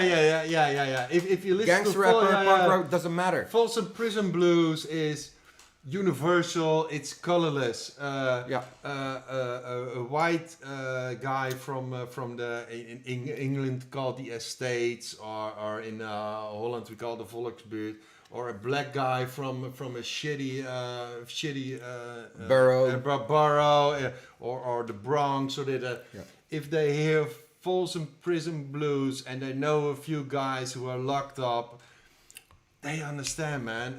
And he does it with a kind of flair, you know. He did it in a fucking prison. You know what I mean? Yeah, because even the story behind that, you know, like Johnny Cash was a rebel. He was an outlaw, you know.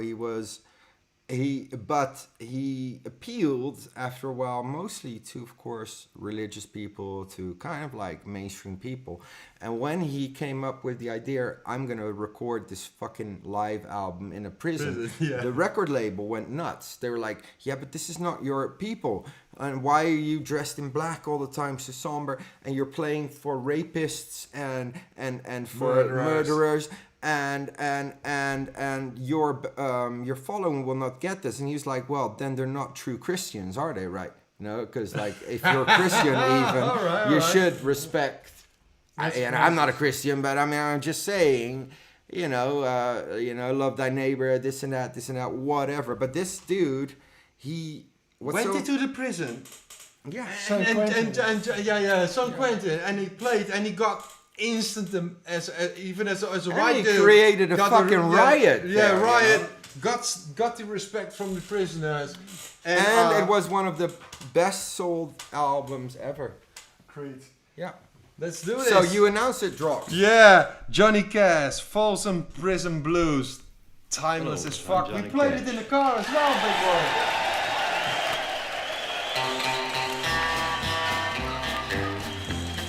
Howdy, partners. Hear the train a-coming, it's rolling around a bend, and I ain't seen the sunshine since I don't know when. I'm stuck in Folsom Prison, and time keeps dragging on.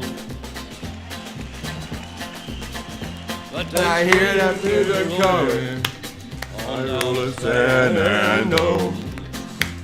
When I was just a poor boy, my daddy told me, son, always be a good boy, don't ever play with guns. Well, I shot a man in Reno just to watch him die. No, you didn't. And when I hear that whistle blowing, I hang my head and cry. Come on!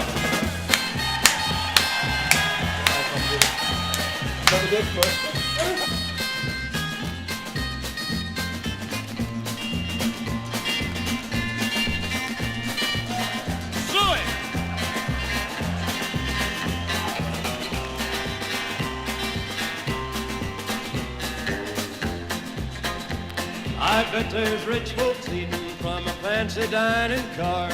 They're probably drinking coffee and smoking big cigars. Well, I know I had it coming. I know I can't be free. But those people keep a moving, and that's what tortures me.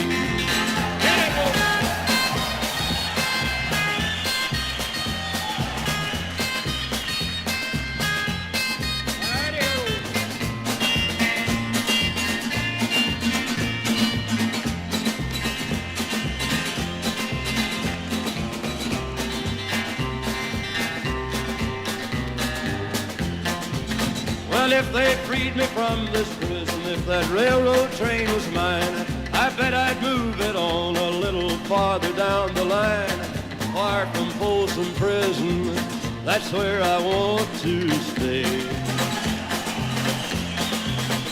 And I'd let that lonesome whistle blow my blues away.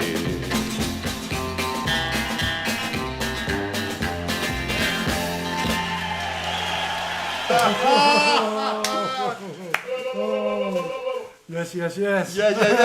I'm here with homie Oki, and we're taking over because the gatekeeper is making cocktails. Yes. So this is your 12-inch, 7-inch probably. Yeah. I'm I'm a maniac collector. Yeah. Right? And I love it when I have strange versions of this one is like 6 songs on a single on a 7-inch. So it plays like alle 13 goed. You have to play the game all open. You know what I'm talking about, Koorts. Yeah. Oh yeah. All right. Cool, man. So you're Johnny. You got the whole album or just a single? I have the 7-inch. Cool. I had the album once, but I'm constantly selling and buying again. That's cool. All right. For the people who don't know, this is Oki, and he's really known for finding samples of sampled records. Yeah. Do I pronounce it right? Yeah. All right. So. Doc Ock. That's the show, the Doc Ock show. Yeah. And he's a long-time friend of the gatekeeper, of course. Oh yes, that's true. That's true. We were just saying, but Oki and me have known each other since I was 15, I think. You know, when I was playing with my first punk band at the Heel Erg Punk Festival in Nighttown. He was already like in the earlier generation. I was punk. old then. He was old then. But yeah, Johnny Cash, you know, I mean, we opened the show with Hurt, which of course is a 9 Inch Nails song. But even, Trent Reznor from 9 Inch Nails, you know, when he said when he heard the Johnny Cash version that Rick Rubin had produced, he said it felt like somebody had slept with his love of his life and stolen it from him. But he meant that in a way because that song was no longer his. It was Johnny Cash's song. All right, fair play. Yeah, I can understand it, but if someone does it that well... No, but he was honored. He was honored, he you was know. honored. But I mean, like, that is what he said, and it's true because I think a lot of people now, if they listen to Hurt by Johnny Cash, the Johnny Cash version, I think now people mostly, when they think of Hurt, they think of Johnny Cash, not of Trent Reznor. So, right. But you know, I mean, that is pretty impressive. But anyway, Folsom Prison Blues. I mean, Johnny Cash made so many great records. Actually, you know, usually I'm not like, I'm a big critic when it comes to like also like movies like around, you know, when they kind of like when it's like portraying other people. But there are I mean, I did like Walk the Line. I think that was actually not a bad, quite accurate. Yeah. Oh, right. I had it the same with actually Bohemian Rhapsody. Was pretty well done. Okay. Well, a lot of those I fucking hate, but anybody out there that doesn't know Johnny Cash that well, get the Live at San Quentin album. Yeah, that's it doesn't get as real as this, you know. Exactly. I mean. Live at San Quentin, and if you're not hooked, then we're not forgetting Hank Williams, of course. You know, Hank Williams, one of the 3 most important ones. You had Johnny Cash, you had Hank Williams. Yeah, of course. Who else would you mention? Oh, to mention from that period. Yeah. I guess one of my favorites is Eddie Cochran. Eddie Cochran. This is like a short period of time when he was really active and changing things, but he was, I love him. Because when Johnny Cash started, you know, it was Sun Records, you know, wasn't it? I think, and back then, you know, the bill of Sun Records was Johnny Cash. It was Elvis, fucking Elvis. It was Jerry Lee Lewis, you know. These artists were all on the same little label and touring together. Right. In the 50s, they would play seated shows. Back then, you know. Like lockdown. and it was new, you know. Like I was. Yeah, you know, I'm a big Bruce Springsteen fan. I know not everybody's a Springsteen fan, but I love the boss. And, you know, and he has this show he did live on Broadway where he talks a lot about, like, things. And he also explains that time in the 50s when Elvis first got aired and, you know, and also Johnny Cash and all these. It was like something happened to the world. Rock and roll was unleashed. It was this thing that would never disappear anymore. The attitude is still there. I mean, it sparkled guys like Keith Richards. You know what I mean? So Keith Richards was inspired by rock and roll, by Elvis, by blues, by this and that. So it just sparkled in I honestly think that rock and roll in the end comes towards hardcore. Of course. Hey, and that's the thing. Why we're talking about rock and roll, because it inspires this and that and that and that. And that it's and the that. attitude and the energy, and it's you know, even to go like, yeah, you know, and this is funny because this was a passage, you know, of course, I think everybody here should know or knows.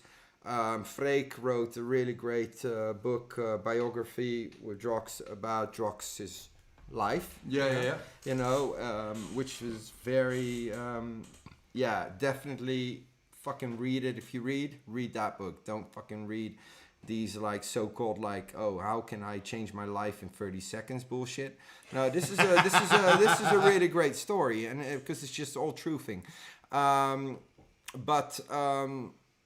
Why was I actually No. I think where you were going. We were talking about Uptempo. Yeah, exactly. You know, like Uptempo rock and roll was for the it was youth. the kids then, and there's a passage in this book which I stand behind, but really this man here convinced me and made me understand is, you know, there was like Uptempo hardcore and a lot of people complaining, and it was also not my thing, and Richard here goes, yeah, but dude, that's the whole point of it. It's not made for you. It's made for this young generation that wants to rebel and revolt. It's rock and roll, you know. It's not supposed to be like. We're not supposed to be liking it. No, it's not for us. It's for like, you don't want to listen to music that your parents also enjoy. You want to fucking rebel and revolt, and you fucking gave that insight back to me. I'm like, yeah. Totally. I said in the Oblivion show, in my opinion, Uptempo saved hardcore. Because at some point the mainstream was like trance with a harder kick. The underground was not dance music anymore, but it was like completely difficult and how should I make loads of edits and edits and edits and not make it danceable again? Yeah, totally. And in the middle, there comes from the heritage of Unexist and Chum and maybe a little bit me. Oh, definitely. Yeah. Comes Party Racer with his army of new producers, and they just twisted all the sound. And in the beginning of Uptempo, I liked Andy Decor and I liked F Noise, and then it came all squeaky and some Uptempo hardstyle, what I call, and I dislike that. But I'm fucking 50. I'm not supposed to like 16-year-old music. And it is. Yeah, but that's the thing. And you know how I also see it is like I just explained. Remember? Yeah. I got into like gateway. fucking punk rock through like when I heard Generator by Bad Religion. You know, I was like, whoa, world opened up. But I started digging. And that's what I kind of like feel also, you know. It could also be a gateway drug into so much more music, you know. And I think, and you're a bit responsible for that. I think D-Test, the Satan and Dolphin save the underground. Because they make the underground danceable again. Yeah. And that's the counterculture of Uptempo. Because if you're making not dance floor music and Uptempo is making dance floor music, you're not competing. And now they're competing. Yeah. We needed D-Test. We needed the Satan. We needed Dolphin at that time. Yeah, and don't forget also now, like for instance, like Hellfish, like this Def Jam 100. Oh, Def Jam 100. This Def Jam 100. That's a kick in the balls. I was talking to Julian Hellfish yesterday on the phone, and he was like, "Oh, and thanks for playing all the tracks."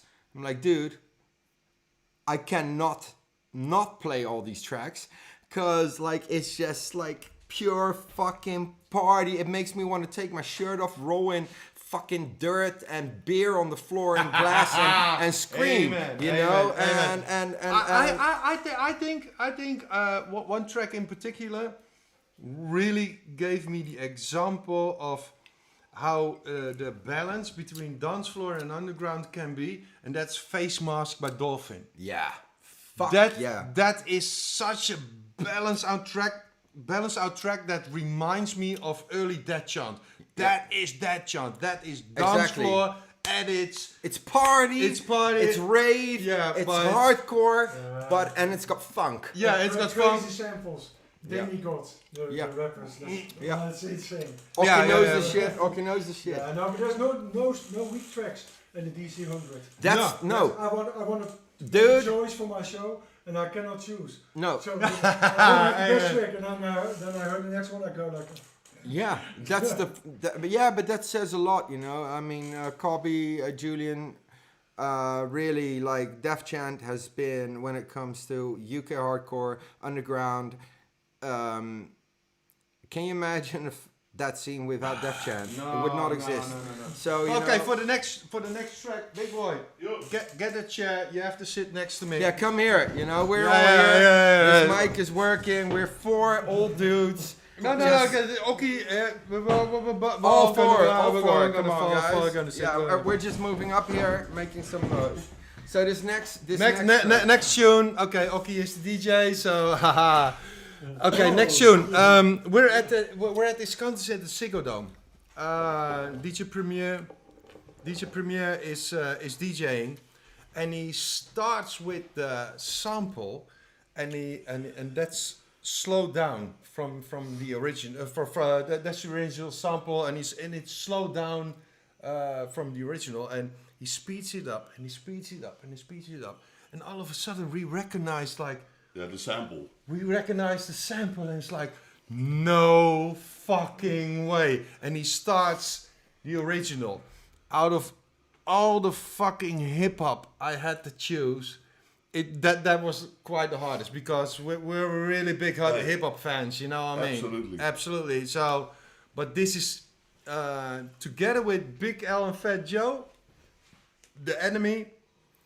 This is like the most hip hop song together with Public Enemy and this and that. But Mobb Deep, Shook Ones Part 2. Man, The this beat, record. dark. If you have a record player, or your parents have one, or there's one in the garage, buy this record just for the record player, and you're done, because the infamous Mobb Deep. Infamous Mobb Deep, yeah. Shook Ones. Booked him in nighttime. No, actually I stage managed him then. I didn't book him. No. He turned up 2 hours late, only played 20 minutes. For real, niggas who ain't got no feelings. Check it out now.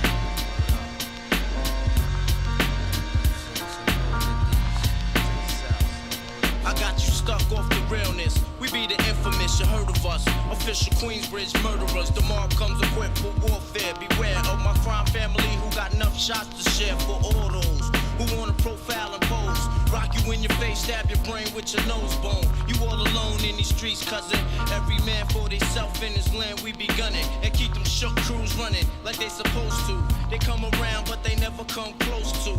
I can see it inside your face, you're in the wrong place. Cowards like you just get their whole body laced up with bullet holes and such. Speak the wrong words, man, and you will get touched. You can put your whole army against my team, and I guarantee you it'll be your very last time breathing. Your simple words just don't move me. You're minor, we major. You're all up in the game and don't deserve to be a player. Don't make me have to call your name out. Your crew is featherweight. My gunshots will make you levitate. I'm only 19, but my mind is older. When the things get for real, my warm heart turns cold. Another nigga deceased, another story is told. It ain't nothing really. And yo, done sparked the Philly, so I could get my mind off these yellowback niggas.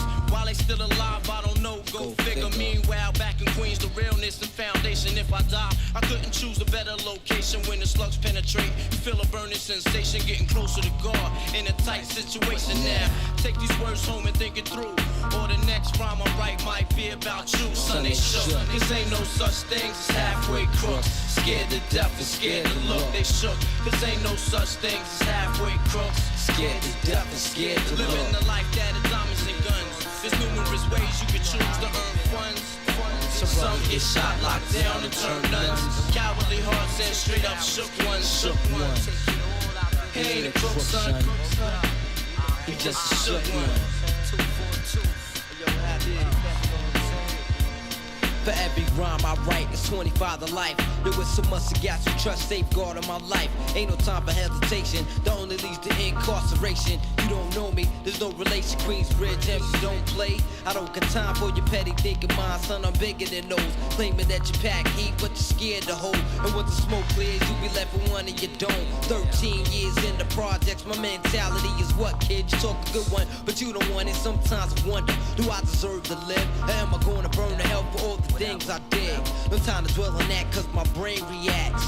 Front if you want, kid, lay on your back. I don't fake jazz, kid, you know I bring it to your life. Stay in a child's place, kid, you out of line. Criminal minds thirsty for recognition. I'm sipping, E&J got my mind flipping. I'm bucking, digging my ways out of hope for hustling. Get that loot, kid, you know my function. As long as I'm alive, I'm live illegal. And once I get on them, I put on all my peoples. React quick, spit lyrics like Max, I hit your domo. When I roll up the beat, go sleep because I'm free. Son ain't shook, this ain't no such thing as halfway crooks. Scared to death and scared to look, they shook. This ain't no such thing as halfway crooks. Scared to death and scared to look, they shook.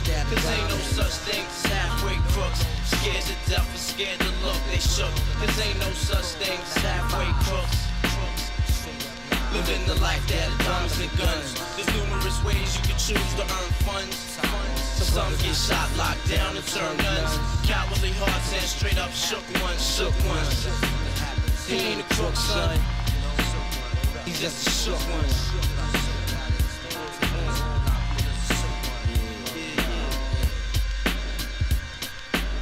To all the villains and the $100 billions. Alright, fuck that shit. Word. Fuck that other shit, you know what I'm saying? It had to be done, guys. Something like this, you know what I'm saying? Keep it on and on and on and on and, you know what I'm saying? Big Nas, Grand Wizard, what is it like? Ha, you know what I'm saying? Ja, als je... Ja, dan gaan we toch knoppen. I rap for listeners, bloodheads, fly ladies and prisoners, Hennessy holders and old school niggas, then I'm I dropped the coolie hot, gas the bar, cocaine, cutie pie, jungle survivor, fuck with the lava. My man put the battery in my back, a difference from energizer. Sentence begins addicted with formality, moderation's infinite. Money wise of physiology, poetry that's a part of me. Retardedly, Bob, I dropped the ancient manifested hip hop straight off the block. I reminisce of Park Jams. My man was shot for a sheep coat. Chocolate blessing make me see him dropping my weed smoke. Israel grew up in trife life, the times of white lines, the high pipes, murderous night times, the knife fights and bright crimes. Chill on the block with cardiac on strap with my peeps that's in the drug money. Don't interact. No sign of the beast and a blue Chrysler. I guess that means peace for niggas. No shice device to just snipe ya. Start up the dice, roll the match for crap to CeeLo. With some bits so roll the juice, nothing below. Beast gone. Now the shit is explained. I'm taking niggas on a trip straight to memory lane. It's like that, y'all. It's like that, y'all. It's like that, y'all.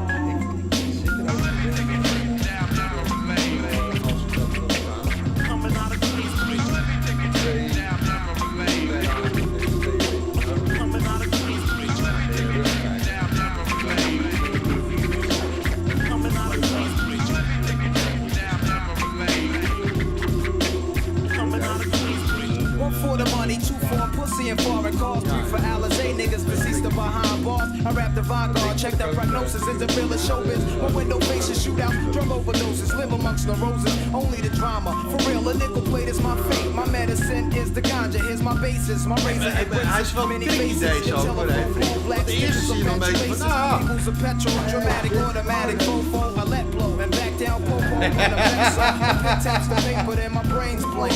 I see dark streets, hustling brothers, the same rank. Some my prize puts a veil, judges hanging niggas like correct bells. Full of rails from my hanging cross with nails. I reinforce myself with lyrics that's real. Word to Christ, a disciple of streets, trifle on beats. I decipher prophecies through a mic that say peace. I hung around the older crews while the sling smack the thing passage. The niggas leave me bell rings, blacks and face scream about supreme team of Jamaican thing. Uptown was outpost, son. Heard he was kingpin, yo. Fuck rappers real, watch the herd stand still. Never talking to snakes, cause the words a man kill. True in the game, as long as blood is flowing in my vein. I pour my Heineken brew to my deceased crew in memory lane. Coming out of Queensbridge. Coming out of Queensbridge.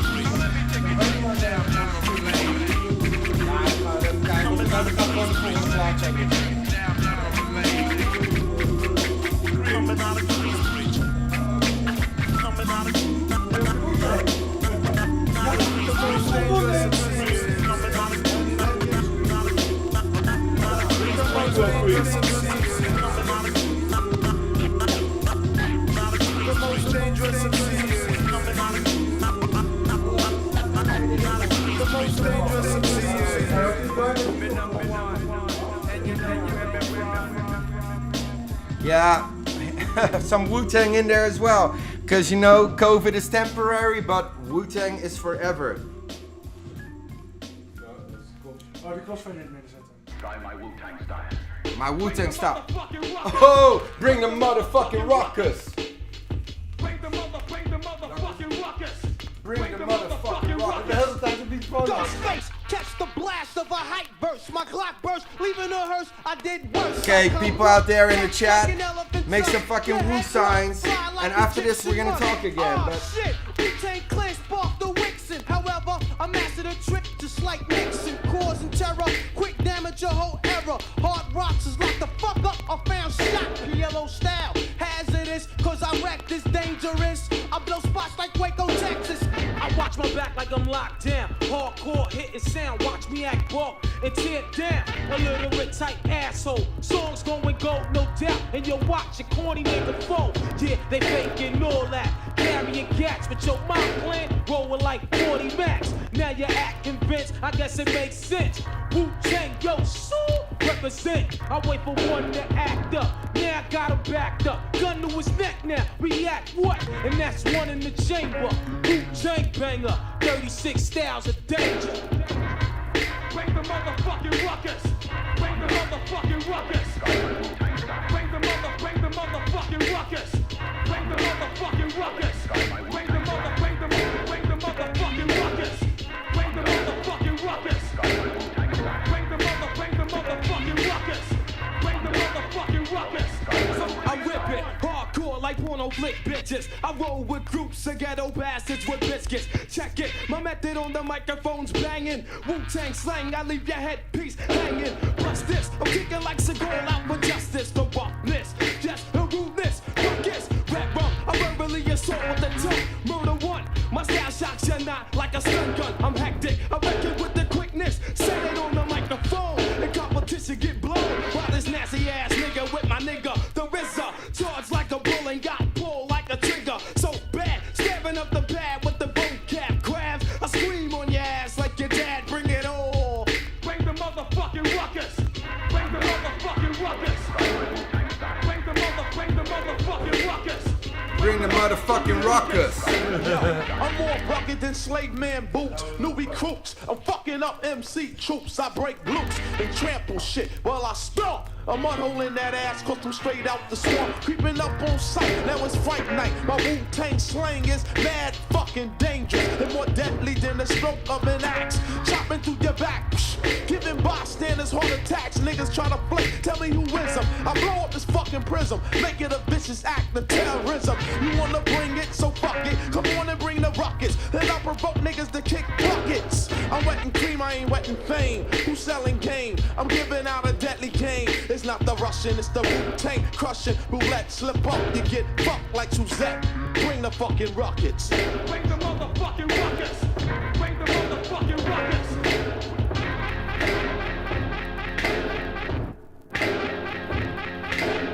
Oh yeah, fucking. We went through, yeah, you know, we had to do it Mobb Deep, then straight into Nas, yeah, then straight into Wu-Tang, because there's a reason they call it the golden age. Yeah, of course. And we did quite a favor, so to speak. If I look at the chat. Yeah. So, but now we're going to a little bit of the terror area. Okay, the next two records. I'm gonna discuss some. I'm having a few drinks, so I'm gonna speak up. Now, some records shouldn't be touched with remixes and shit. One is I regret one remix I did in my entire career, and that is the Extreme Terror remix, because I think I couldn't improve that record. For the next record and the record after that, please don't remix. Don't try to improve a record that can be improved, you know, and even don't sometimes don't disrespect records by remixing or making a shitty up-tempo remix. Or anything, I mean. Or like, anything. yeah. So, but the next record, it's timeless. When just before I started DJing as DROKZ, I always did the last record with the noiser tracks. And one of the tracks I always played as the last track at Noiser set was Stick It and Don Demon, Demon Head. And it's fucking timeless. Here we go.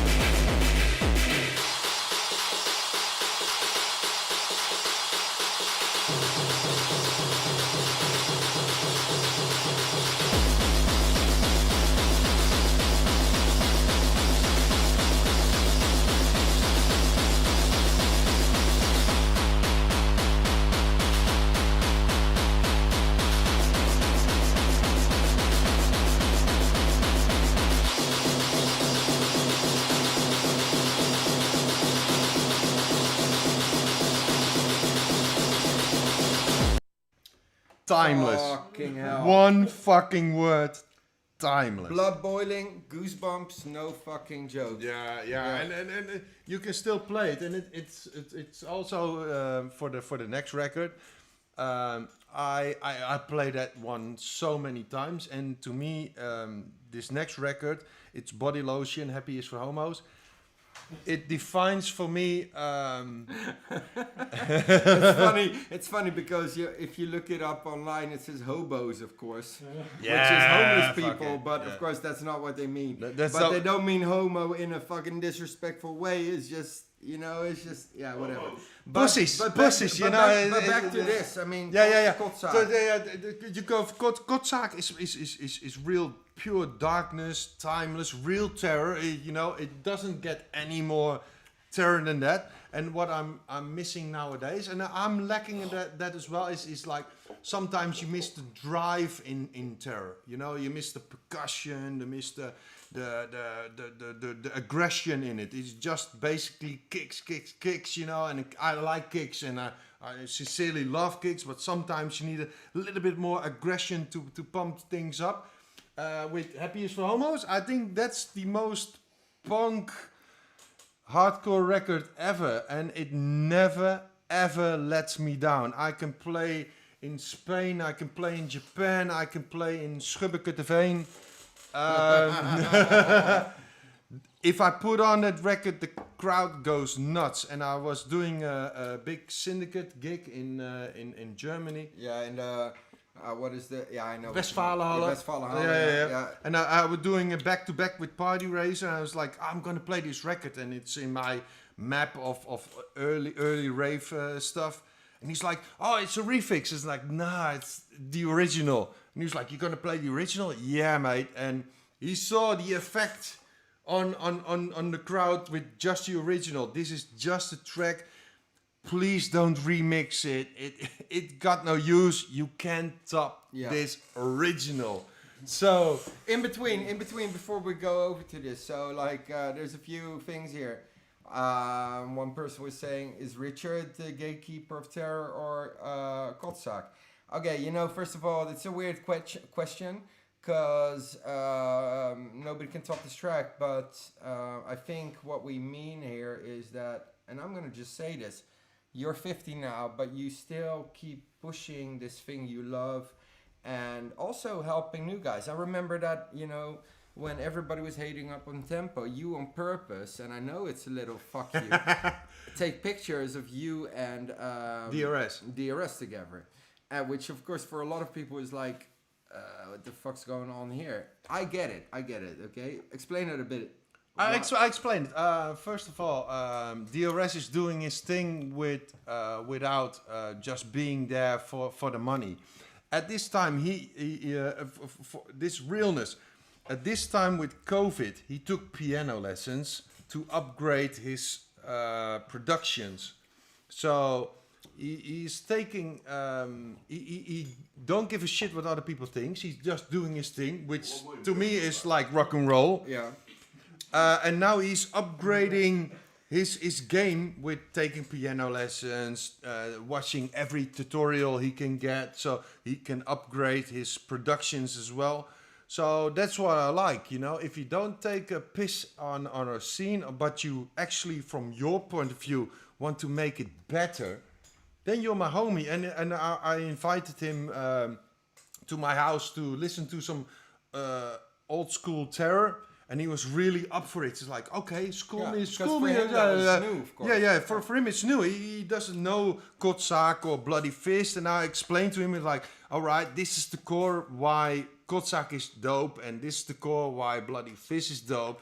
And if he uses it in that knowledge in one track, I've won. Yeah, true. So I can be like, really like, oh, fuck up tempo, fuck up this. No, I rather help a little bit. I don't understand Barber's music as well, but he's got the right intention. He just want to deliver his version of hardcore. Yeah. And the youngsters really understand that. So I'm down with that. So maybe one day, I know, Michaeltje, you're there. Tuinzicht, je weet. Michaeltje understands Happy is for Homos because he's new. He understands that vibe, you know. And if those youngsters can create that vibe to new people, then we won. Yeah, exactly. Then we have won. That's yeah, I totally agree. And you know, still I have to give, because this man here, and I'm 42, and I'm not somebody that takes things like straight away, but when we had that conversation, yeah, that really did like open my eyes again and make me like I used to always be like very open-minded, you know, like I'm like not like, oh, it's this or that. Nothing's black and white in life, you know.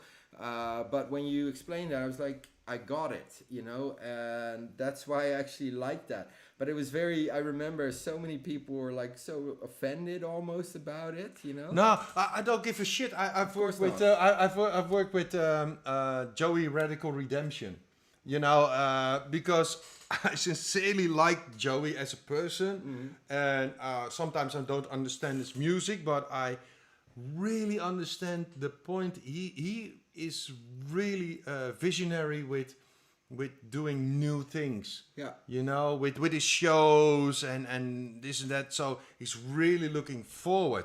Is he in there for the money? Maybe a bit. But he's also into the music. He's like, he took his money and built a fucking big ass studio with big ass speakers and this and that to make the music better. Yeah. And I can tell you a fun fact here, which, because, you know, I didn't really know much about Radical Redemption, but I played this radio show that the guys do in Enschede, what's it called again? Unity Radio. Unity Radio. And I played a set there, and there's this dude going mental in front of me the whole time.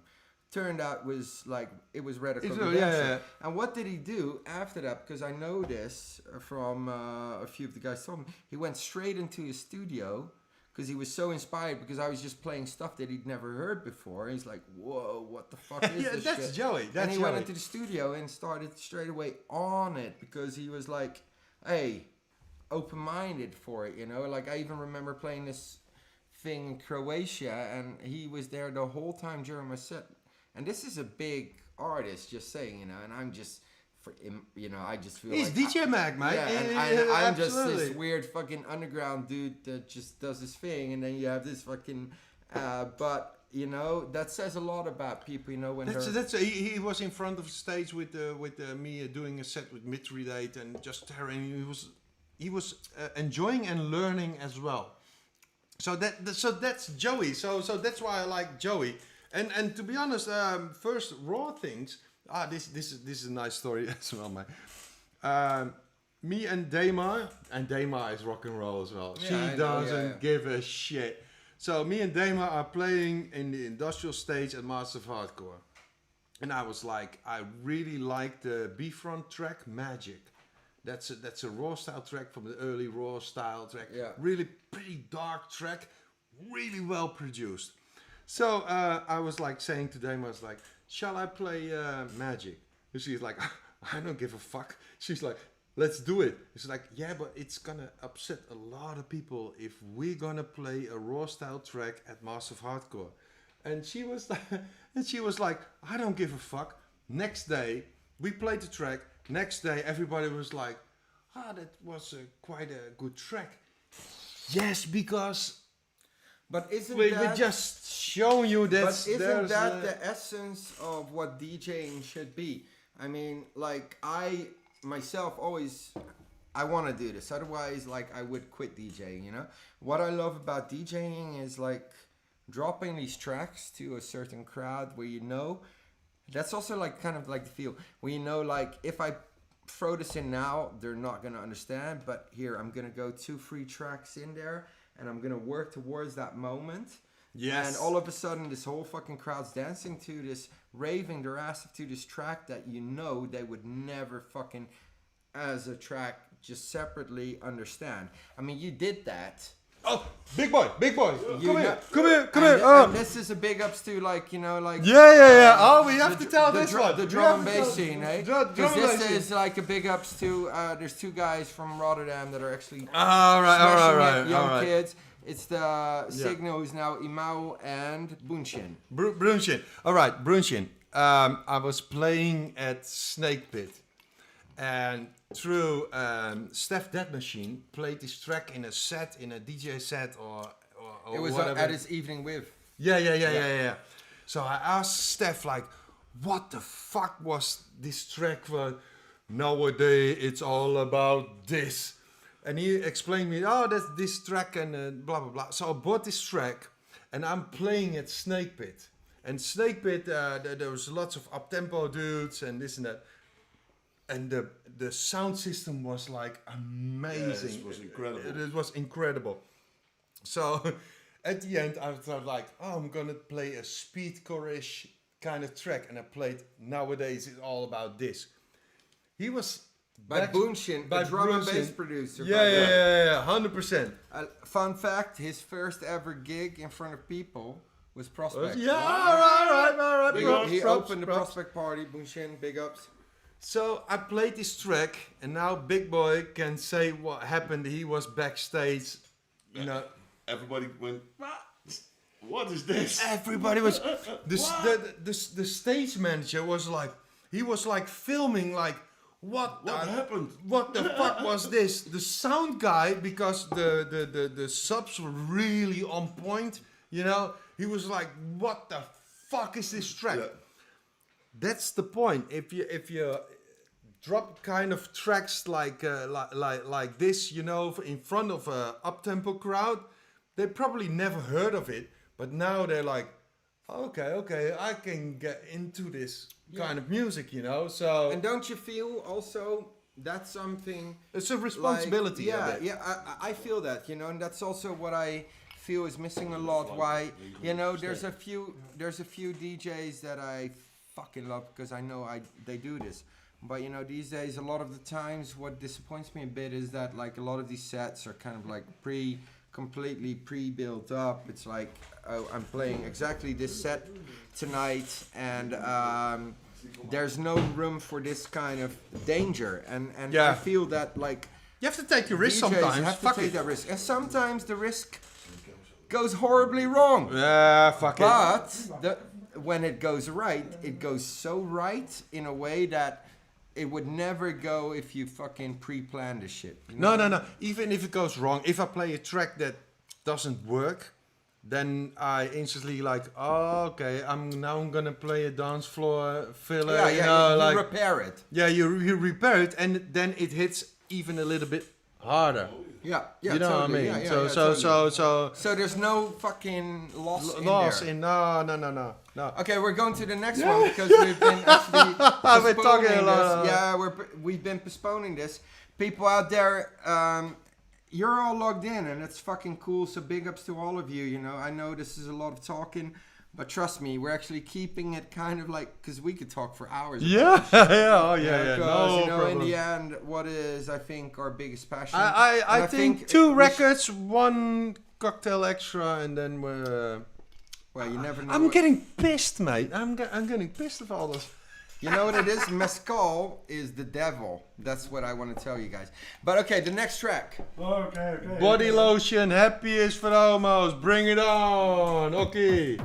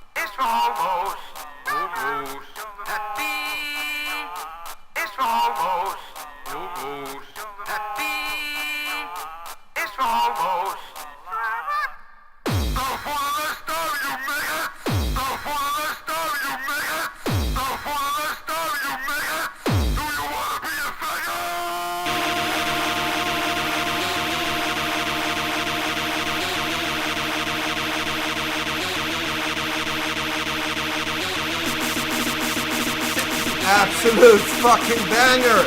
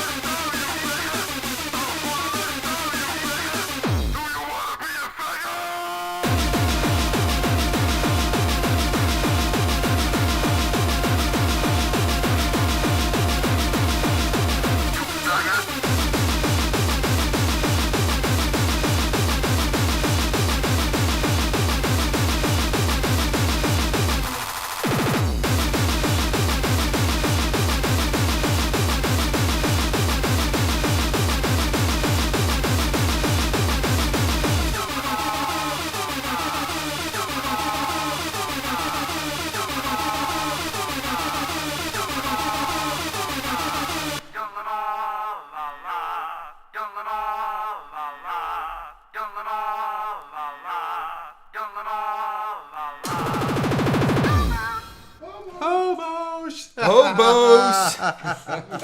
Tuurlijk. It's so funny that they call us hobos on the internet. Fuck it. Politically correct shit, but damn, what a track, right? Yeah, it's punk. It's punk. It's yeah, but it is punk. But that's, I'll say straight away why, like there were, I as a hardcore punk kid, there were two like different worlds, but there were two genres that got me. And that's actually a bridge to the next one, which is actually the last one on your list.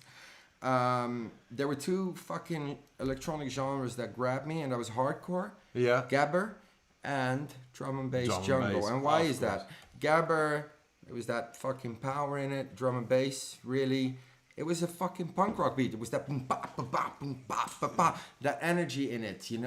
For me, it's always been that, and that's like.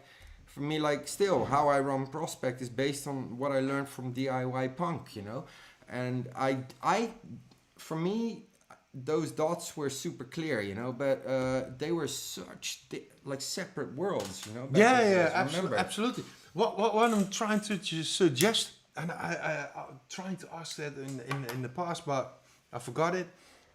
One day, I want to finish the main room, last 30 minutes, with a dubstep kind of reggae. Why the fuck not? Why the fuck not? Just 30 minutes, open your fucking mind. DROKZ is gonna play some dubstep reggae in the end. You know what I mean? You know the mixtape, he knows the sound. And you can go from 140 to 280 a few Yeah, times. if you like, if you and like- I could play at the finish this last tune, and I know a lot of people from Prospect will go mental. Yeah, because this next one. We'll start crying. So Richard here, DROKZ, he sent us the list today of the tracks that he wanted to go through, and this is the last on the list. And there's a few where I was like, whoa, okay, this would be on my list, and that was the AC/DC song, of course. It was, but this one, okay. For me, it's probably one of the most important electronic tracks in my life. Ever. Yeah. Because this was a game changer. When back then, you know, it was like you were lucky to see something like MTV was just a thing and this and that. And this track with the video, it blew my fucking mind. It was like you were shot into the future. You know what I mean? It was. No. For me, it was like it captured the city life, you know. Yeah. And later on, I saw a documentary about Goldie, and I messaged Luke, producer. It's like, was Goldie that important for the drum and bass scene? He was like, dude. Yeah, but fuck he was. yeah, Because that's also like a thing I want to point out.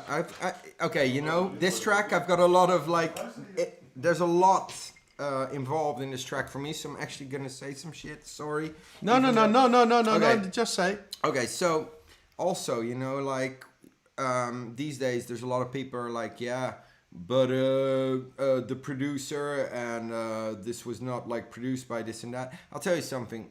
When a band records an album, there's always a producer and a technician there to record them.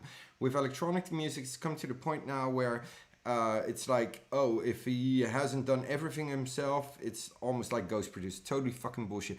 Because here we go. Goldie was a visionary.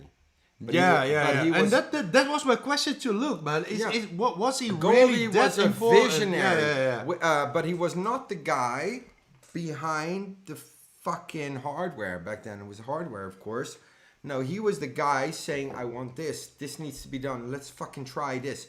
But you know, without Goldie, this would have never happened. But he was not the guy that was the technician there, you know. And that's something where I think it's gone a bit too much, you know. Like even if I look at like how I run Prospect, it's like a lot of releases, yeah, they're great straight away. But there's a lot of releases we put out where I'm literally going from this moment to this moment to this moment. Hey, let's try this, let's try that, to make to push the producer. I feel potential. And that doesn't mean that the guy did not make the track. No, it's just that there's some insight there. And in Goldie's case, the guy had a fucking vision. He still has a fucking vision. And he made this album with the producer. Who was his producer back then? Goldie. Yeah. I have to look that up. Oki's gonna look it up anyway. And then just a metalhead crew, but then Timeless came out. Yeah. And it changed, for me, it changed my fucking life. And I remember actually a friend of mine bought tickets to see Björk, you know, in Ahoy. I was not a big Björk fan, but he had an extra ticket, and then I found out Goldie was the support act. Because back then they had a relationship, you know? Yeah. And that show blew my fucking mind. Anyway, now you. Sorry, I just no. Big shout out to Luke, producer, because I've seen the documentary. I don't know what it was, but censorship's right here. Goldie did the same thing Bowie did in a way, making me think. True, like Bowie has always been one of those artists that did not come up with a certain thing, but he would. Like he reinvented himself, you know. You can like him or you can't. But you know, he went from Ziggy Stardust, which was technically him actually it was the New York Dolls that actually influenced him to do that. Remember? And then he was the Pale White Duke. You know, that was him getting into the soul stuff. But David Bowie, when he got into jungle through Goldie and that, he made jungle. So I mean, I get that actually. I think a few people are really game changers, and then we're talking about, well, like we talked about this evening, like Rick Rubin, Nile Rodgers, Goldie, you know, those really, Giorgio Moroder, they really changed the game, you know. So that's top level. That's top level, you know. And that's the thing. That's the thing why I don't see myself as a legend or something, you know. I didn't change the game, you know. I just help people a little bit. Yeah, you know but Richard, there's different ways to approach the change in the game thing. There can be the technical side, you know, like what a producer can do. But it's also a very important one is connect people, influence people, get like people, you know, like even with Prospect, you know, like I can look back now, and I never used to look back. But I remember, for me, it was all logical. But remember when we used to have like the Prospect Excels back in the days, and you'd have like drum and bass in the main, and you'd have like hardcore in the basement, and these producers would meet for the first time and bond, and they were two different worlds back then, and all of a sudden you have like these people that would never meet connecting, and it's something that you do a lot, you know. I try to connect people, you know. That's thing. All right, Rob Playford was on the buttons for Timeless. All right, Moving Shadows. All right. Big up for. Fun fact, by the way, that you know that actually Hellfish released on Moving Shadow as well. Yeah. You're joking. Under one of his aliases. Yeah, we were talking about when he started, and he says, I even recorded on Moving Shadows. Yeah. I'm gonna. I was with Kin and with Gary. Yeah. I'm gonna tell another guilty pleasure of me. When I was reading over and over the book again, I listened a lot to liquid drum and bass, because that keeps me just on my headphones, keep me focused, you know, just keeps me going. And this guy from Holland, Lensman, he really releases a lot on metalheads and stuff like that, man. Same as a friend of mine, Nympho, also releases on metalheads. Big also up, a Dutch guy. Yeah. So okay, for this next tune, I'm gonna shout out Luke Producer for giving me some heads up and some info about the English side of the UK breakbeat scene and the drum and bass scene. It's Goldie, Inner City Live, man. Inner City Live, and we're gonna play the whole version, the long version, because this is the track. Goosebumps all the fucking way, and I don't know anybody in the chat here. Old like us, remember the video involved and everything. Amazing. It was a game changer. Let's go, Oki. Inner City Life, Goldie.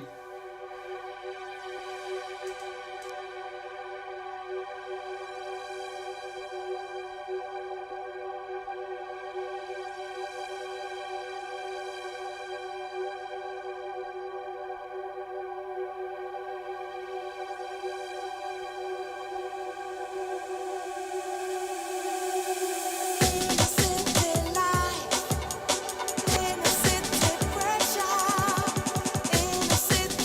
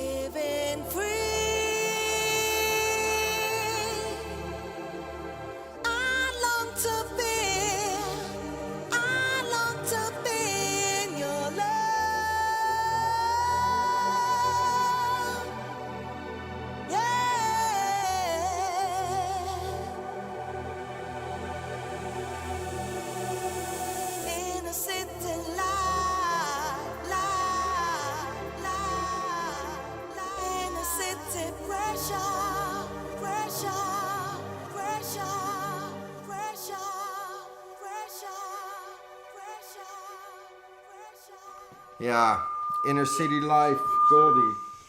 Ah, okay. What Goose. But my shit yet down. Yeah. Everything louder than everything else. You see Motorhead live before? No. Are you kidding wished, me? I wished, I wished. Okay, so they are literally louder than everybody else. Like I never wear earplugs. Yeah. But that night I had earplugs in and my ears were still fucked. And it's funny because like really good friends of mine are in this band called Danko Jones and they toured with Motorhead a lot. Yeah. So I was in 013 in Tilburg with them, and so I actually even met Lemmy. I shook his hand. You know, goals. Just saying. But you know that Lemmy had his own one-armed bandit machine in his dressing room. Yeah. Can you imagine? So he's like gambling with his own money all day on a one-armed bandit. Who fucking does that? All right. But anyway, back to the Goldie track, okay? Yeah, so I don't know what you guys thought, but I think I noticed a lot of you were totally into it. And there's a lot of good jungle coming up at the moment. I see you mentioning Tim Reaper in the chat. Of course, you know, our boy Coca Bryce is absolutely smashing it. You know, the sound's back and Juicer, man.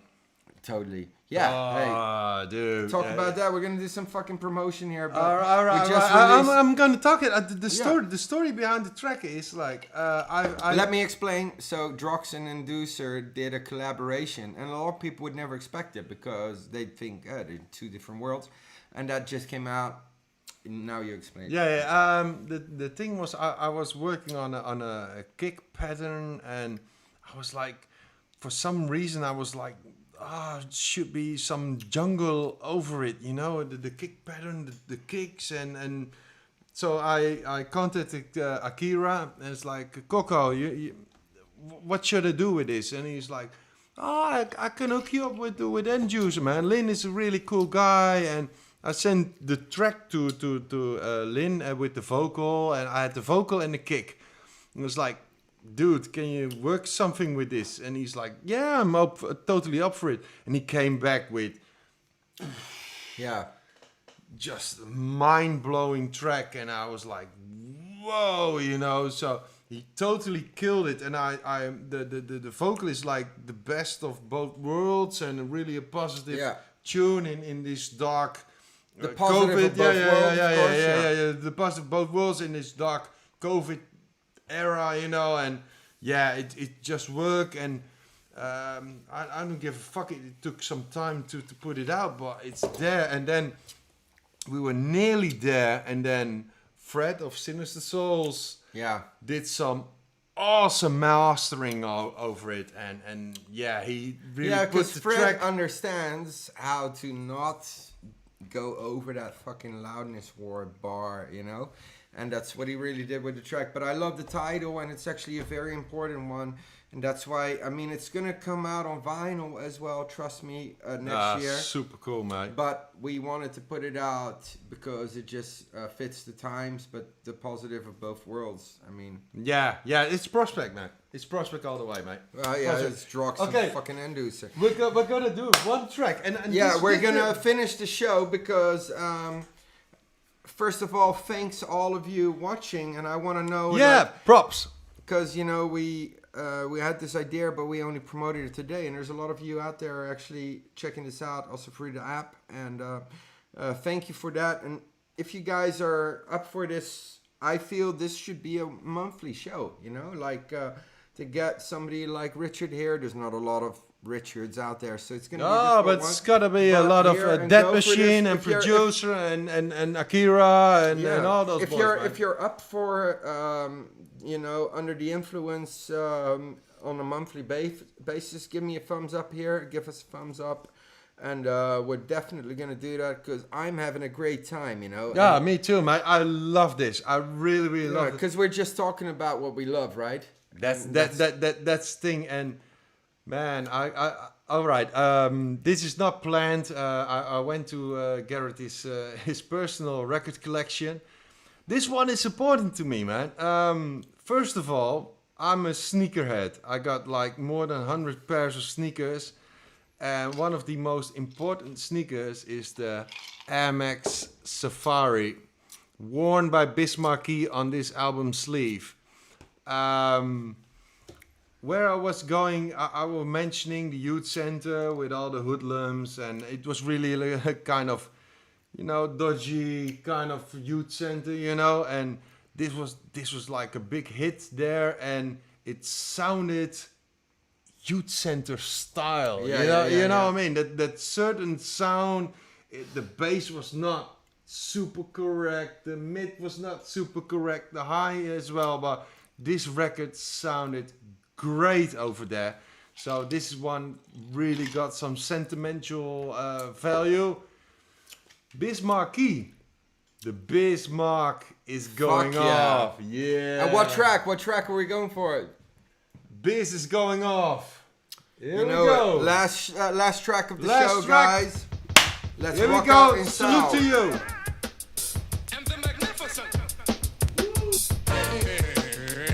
Oh my gosh.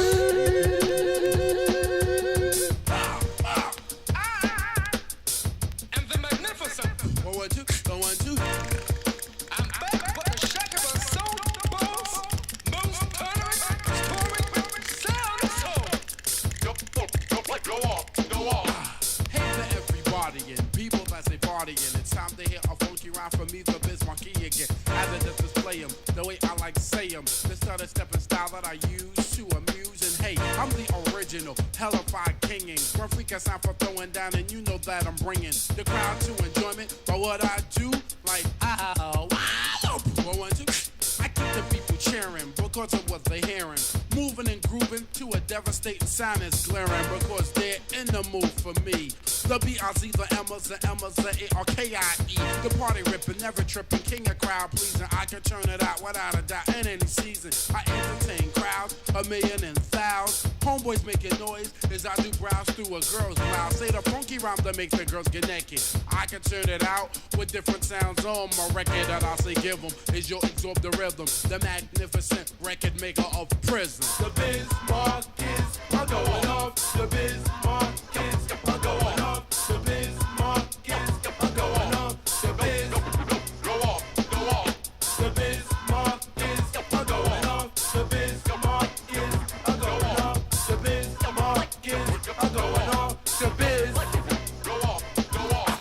Ha ha ha ha ha. Check out this bizarre rapper style used by me. The B-I-Z-M-A-R-K out with the E-N. You will be agreeing. A brother ain't a brother, LSC is say like G-N. Off with his technique in. Keep the people freaking. Like me, the Bismarcky, because my style is so unique. And guaranteed to rock the mic with vibe that I say. I'm just as good as Clint Eastwood, so won't you make my day?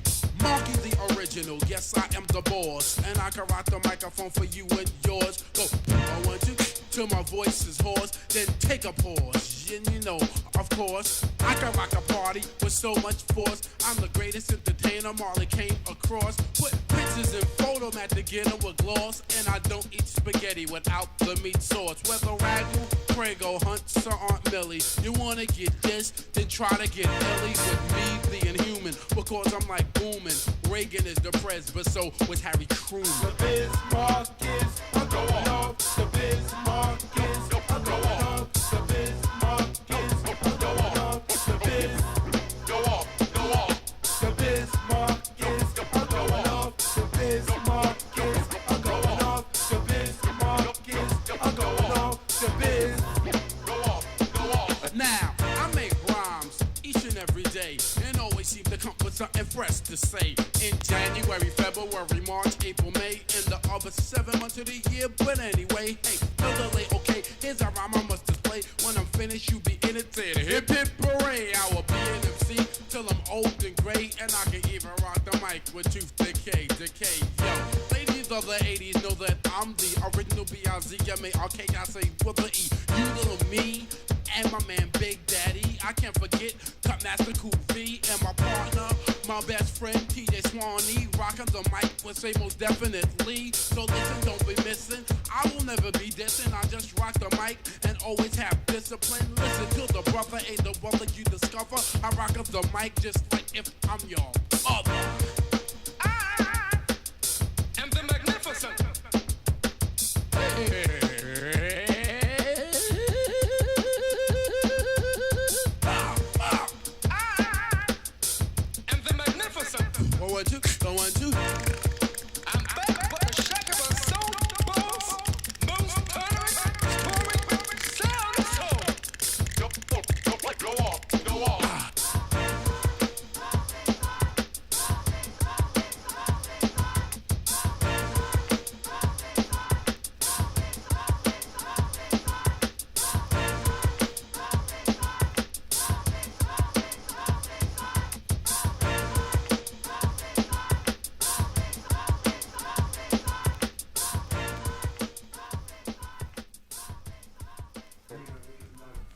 Okay, guys, that was it. This was the first episode of Under the Influence, and I'm super happy DROKZ was able I was to super come. happy to be here, man. It was really a great Saturday evening, and Right? I really enjoyed, man.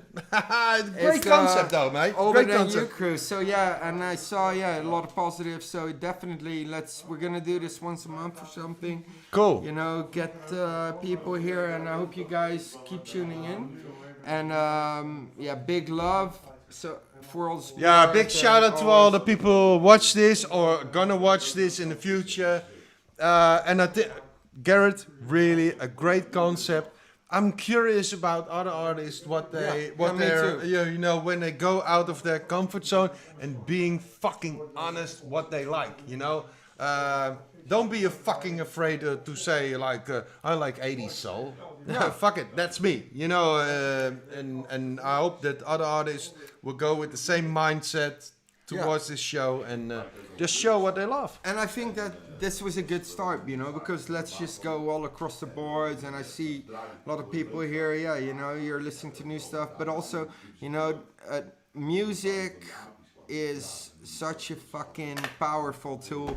No politician, no nothing can compare to the impact of music that hits you hard, right? That's the thing. And Michael, lots of alcohol. That keeps us going. Okay, big love. Until Big love, next salute, time, all of you. and take care.